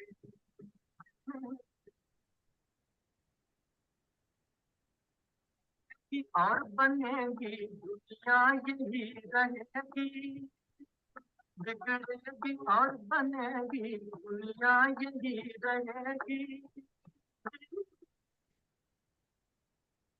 होंगे यही झमेले होंगे यही झमेले दुनिया में हम न होंगे अफसोस हम न होंगे जिंदगी के मेले Just a minute. Sir, your video is not visible. Just, I don't know what's happening. Just. दुनिया जिसे कहते हैं जादू का खिलौना है जो मिल गया वो मिट्टी और जो ना मिला वो सोना है. One day you will be just a memory for some people. Do your best to be a good one. Thank you very much. It was a pleasure talking to you. I know I took little more time. So your feedback is welcome. This is my email. This is my contact number. So thanks a lot. And I have given in this talk interconnecting so many modules. It is the gist of the entire education what I have told you. And that is what we expect from you, that you will follow all these things and try to implement in the class. Thank you very much. Sir, आपका video visible नहीं है. If you can just put your video on. I think in between first. Yeah. So thank you so much, sir, for not only taking the session, but I think giving us the live tips also and motivating all our colleagues, I'll say, through this very motivating session. A couple of questions are there. Maybe quickly we can take a few of them. One question is, do you think the teacher to student ratio affects on the quality of education? Yes, of course, it affects because, in the traditional talk and chalk method, it may not to that great extent, but in the learner-centric pedagogy where you have to engage every student in some activity, then assessing them and advising them at each level. So their teacher-student ratio will matter because you won't be able to do justice if the class is too big. Sometimes we have 100 students these days. I am told sometimes in the classes there are more than 100 also. How you manage? If it is just teacher-centric, teacher is speaking and others are just listening, then it is okay. But then that one-to-one attention, it's not possible to pay. I don't know what that's what my feeling is. Definitely, sir. I think if we have to be engaging the learners, then that part can be only done with a better ratio. Another question, which is also quite related in terms of like syllabi. Outdated syllabi is a blunder for higher education system. How UGC and NEP will deal with this problem as many institutions have not updated themselves. And I will just add, not only outdated, but now we are having overburdening syllabi. In the process of making the NEP curriculum, what the teachers who are in the courses committee, they are just mixing 2 semester syllabus and putting it as one, and even in lesser number of classes. So that is definitely not a learner-centric view, and not at all the quality that we are talking about can be ensured. So what's your take on this? No, I think I fully agree with you that our curriculum is outdated. I remember, we still in chemistry and even in NCERT when we made that book, we are teaching the things which are very, very old, and where the world is at present, there is total mismatch. There is hardly any focus on skills. There is hardly any focus on activities. It is just one-way traffic which is going on. That is why, we are not able to do that. Then our assessment method is also, whatsoever we teach, we assess the same thing. Students also reproduce that. So hardly any effort on their part to think out of the box. That's not happening. Even teachers sometimes are not able to set questions which make them think out of the box. If you ask sometimes a teacher is to set a question paper, they will take last few years question paper and make a new question paper. That's not the way things should be. I think we should all introspect that how we can change. Even we now talk about flipped classroom, but how many of the teachers are able to implement them? Hardly anybody. Problem-based learning, project-based learning, collaborative learning, how many of us are implementing? Not at all. All these are part of new education policy. So we know also what new education policy says, but when the question comes at implementing it at the grassroots level, nothing is being done. So that's why the whole problem comes. I don't know what Sarita feels, but Something you'd like to add? Just a minute. Yeah. So what you're saying is right, but at least with this huge syllabus that we have in the NEP, and as Professor Vimal just pointed out that the time is less, so we are actually trying to use a flipped classroom methodology. We do pass them some content, and then we try and do the rest of it, though it's not exactly that methodology because we are not able to just do the questions in the class. But yes, at least we are giving them some content, particularly for the practical classes. I'm following it to a very large extent and giving them the some content, and Professor Vimal, that is from the modules that we have made, and I give them that content and then do a little bit the explanation in the class, rather than giving them the entire theory which we used to do earlier. So that is definitely the way out, but it's not the because everybody is not trained for that, and neither the examination system is following that. So I think definitely we have to have a complete transverse over here, where we are following the system in this way, because everybody is not also doing this. So I think the teachers training, I do not know, maybe this program that we are having, maybe it's kind of a training for that also, if everybody is able to do that. So it definitely needs an overhauling. Don't you think we need sort of workshop also where teachers are made to work and they come out Yes, with definitely. questions, and for each topic, subject-specific workshop should be there. Sir, definitely assessment की तो बहुत ज़्यादा ज़रूरत है, because assessment and then marking those questions. So maybe some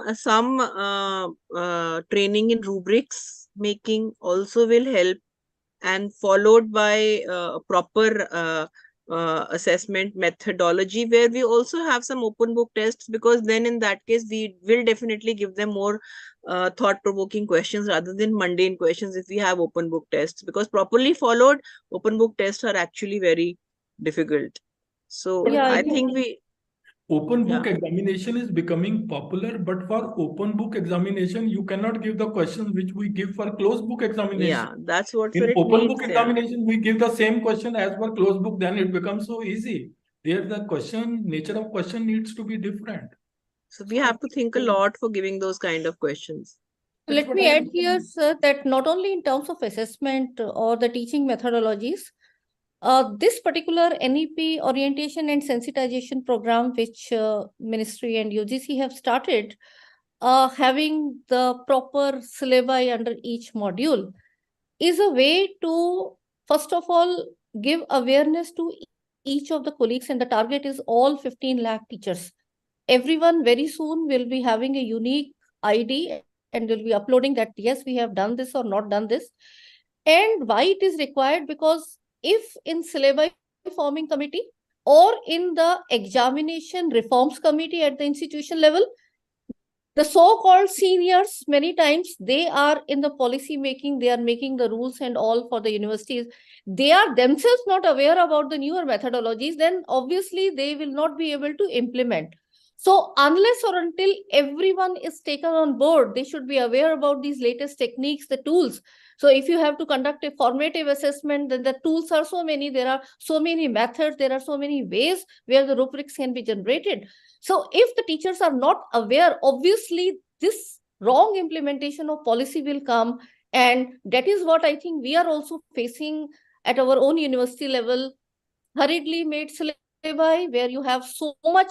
See, when we make syllabi, you should be looking at in every class whether this part is doable, what activity will be done, which methodology has to be done, and that's where the workshop comes. So idea is once you all get aware about this, parallelly we'll also start with the short-term training programs, workshops, 1-month training programs. So different modules are being evolved.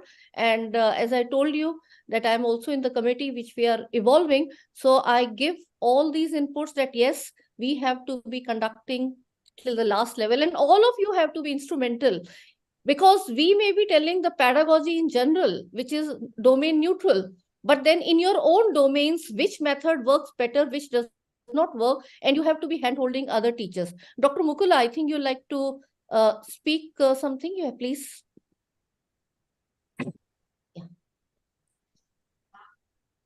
Thank you, ma'am, for giving me the opportunity. Actually, you rightly said regarding the syllabus framing, because the same problem we are facing, because from this year we are implementing national education policy and we are an autonomous college. And our university, we have been told that we are not supposed to make changes more than 20% than the university syllabus. So as you rightly said that the syllabus is outdated, so we cannot make the changes. And if we make the changes, again there will be a problem with the students getting the degree and university approval, etc. So how to bridge this gap? What is your opinion about it? I'll say go gradual, take the maximum out for that 20%, do next 20% again in the next year. So yeah, right now that's the strategy, but I'm very sure with these training programs, we will be definitely ensuring that all these changes, the NEP talks about this. The syllabi has to be not overburdening. It has to be less. Teach less, but teach them better. And when we talk about teach them better, then you have the better teaching methodologies, the activities where, and how will you find the time for the students to go to community, do the field work and all. So you have to make space for the new type of skill courses, the value added courses, but then you don't want to leave the domain. You want that everything which we are teaching in 3 years, now everything we will keep on teaching and add more. So look from, see, all learner-centric perspective that we have to be looking for. So yes, we will be knowing where the shoe is pinching, but through this we will be. We need to have, Vimal, one program on how to make it implementing all these things at grassroots level. That's the question. So every module will take it in detail, sir, with your guidance and others. And let's see. So every subject we have to come out with every. कहते हैं ना कि जितनी भी अच्छी बातें हैं सब कही जा चुकी हैं, अब उनको इम्प्लीमेंट करना है.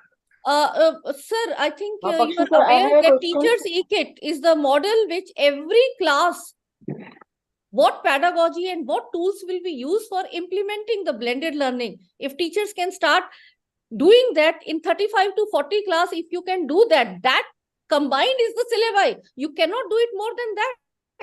So you have to look it from the bottom-up approach, not the top-down approach. So we have the policy coming from the top, but as teachers, we have to now look from each and every class perspective that how and what all has to be done to make it really a learner-centric model is something. Shubhangi, you want to be adding something, and then within 5 minutes we'll be closing. Yeah. I have only one question from Bakshi sir.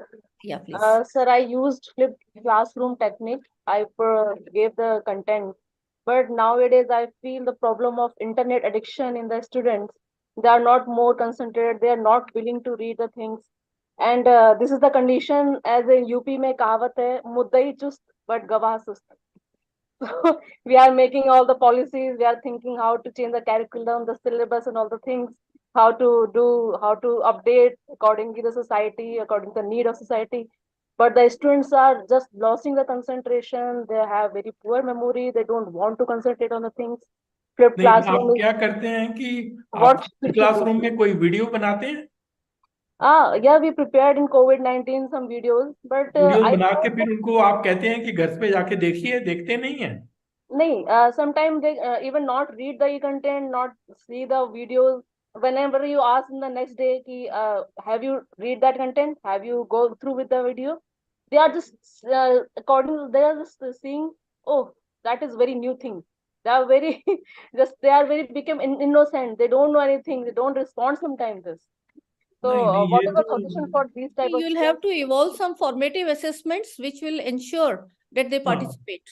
नहीं, उनकी कोई assessment डालिए उनको कि Yeah, आप we have, करके आए होंगे तो इसके नंबर लगेंगे, ये होगा कुछ ना कुछ. देखो in यही daily है ना, classroom teaching, we feel this type of issue. आपका वही बात हुई ना जो मैंने कही थी कि आप एम्पावर्ड हो गए लेकिन आप अपने स्टूडेंट्स को एम्पावर नहीं कर पा रहे.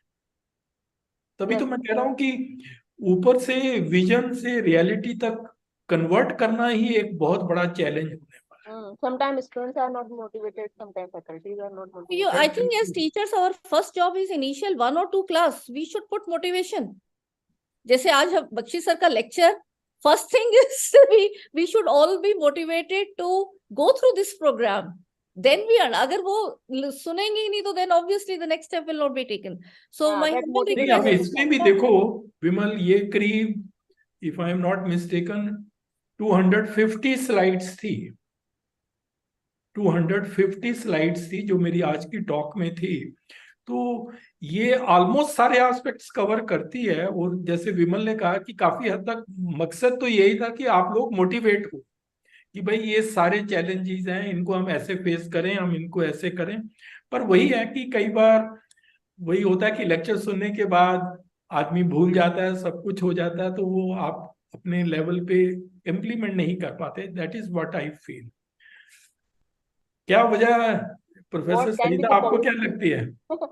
What can be some methods which we can use to motivate students? Sir motivation का so we have to नहीं, उसमें हमको 2 स्टेप्स चलना पड़ेगा. जैसे मैंने आपको बताया कि मैंने अपनी क्लासरूम में दिए हैं बच्चों को, तो साथ ही साथ मैंने उसके साथ में कुछ क्वेश्चंस भी दिए उनको. that I told them that you read this and write this in your copy and come, I will see all the copies. तो सर वो लिख के लाए हुए थे. मतलब हमें 2 स्टेप चलना पड़ेगा. एक तो उनको कुछ यूनिवर्सिटी की तरफ से भी साथ में कुछ यूनिवर्सिटी की तरफ से भी कुछ ऐसे ऑर्डर से इंस्ट्रक्शंस होनी चाहिए कि भाई ये इम्प्लीमेंट करना है, ये करना ही करना है. तभी वो कुछ नहीं है. That is not there. No, that is the bigger problem. That and sir अगर हम लोग कुछ लोग कर भी लें तो वो कंप्लीट ओवरहॉलिंग नहीं हो सकती. When there is a complete instruction from the university that this is what we have to follow. तो हम भी कंप्लीट तरीके से नहीं कर सकते ना. We are also doing it in half manner. Students भी ये कहेंगे कि मैडम आपकी क्लास में तो ये होता है, वहां तो कोई भी कुछ नहीं वहां कराता. पे तो सब जगह प्रीवियस ईयर क्वेश्चन से ही पे आ जाते हैं ना, डाइल्यूट हो जाता है. बिल्कुल. So that's why I think taking everyone on the same page, that's what this new program, which let me tell you, very soon all 111 centers, every month they will be conducting 2 programs. So the target is within 3 years, each and every teacher should have done this program, and then they identify out of 8 modules, I have to learn more about this, and around these different modules, along with that, the skill areas, the subject specific refresher courses, will be then conducting more detailed programs. And I request all of you, those who want to join us in this mission, we will be welcoming your ideas that where offline programs, what online programs you'll like us to conduct, and also be a part of that. So that's how we are taking this. further. So one more thing I would like to add, Professor Vimal, since you're in the steering committee also, what sir is saying, I think you can also be instrumental in telling, just framing a guideline where since they want these kind of changes in the NEP, if they actually do some overhauling and have some workshops where the teachers are trained for that. So I think that would be a very big help. Sarita, Yeah. let's go further. There are so many other modules and the sessions we'll be talking about. And this National Higher Education Qualification Framework is already there with us. And I'll also be taking some part of that with all of you, where that forms the guidelines that what all generic learning outcomes or the subject-specific learning outcomes we have to keep in mind while designing our curriculum. And then how they have to be transect, what assessment reforms. So all those are there in the policy, but UGC cannot make it for each and every course and each and every institution. So taking those bigger draft, not draft, now they are even finalized ones, that becomes our like reference point, and then at institution level we have to narrow down. But those institutions, the teachers who are involved in making, if they are ignorant, they will keep doing the same things. So that is what, so this NEP orientation sensitization program becomes very, very important, and there's a proper syllabus, and rightly said by Professor Vedprakash sir that this is so, it is almost like a 6-month to 1-year course if you want to do in depth.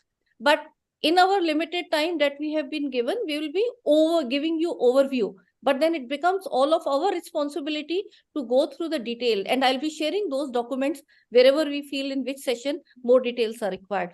So with these words, I think let's close for the day today. And the feedback link is being shared by my team here. Shrutika, you're there, or Gayatri? And also we will share you the feedback link in the WhatsApp group. So please fill the feedback link, and those who have slightly registered late and watching me on YouTube, please only after you watch the entire session, fill the feedback form, because in the feedback link, there is one important question: what are the 3 takeaways for each session? So please, that will be a part of that participation. That's how we are going to test. And more details tomorrow, 4 p.m. to 4:30. I'll tell you how the enrollment in my class to be done, and then we will take the technical session. So thank you, everyone. And as rightly said by sir also, be happy. We don't have to be especially waiting for some happiness session. So attending these programs, making ourselves continuously learn about our system, contribute to the system. And I think that's what is making us happy in a very good, noble profession. So enjoy the rest of the day with your family, and we will meet tomorrow, 4 p.m. Have a good night. Thank you, everyone.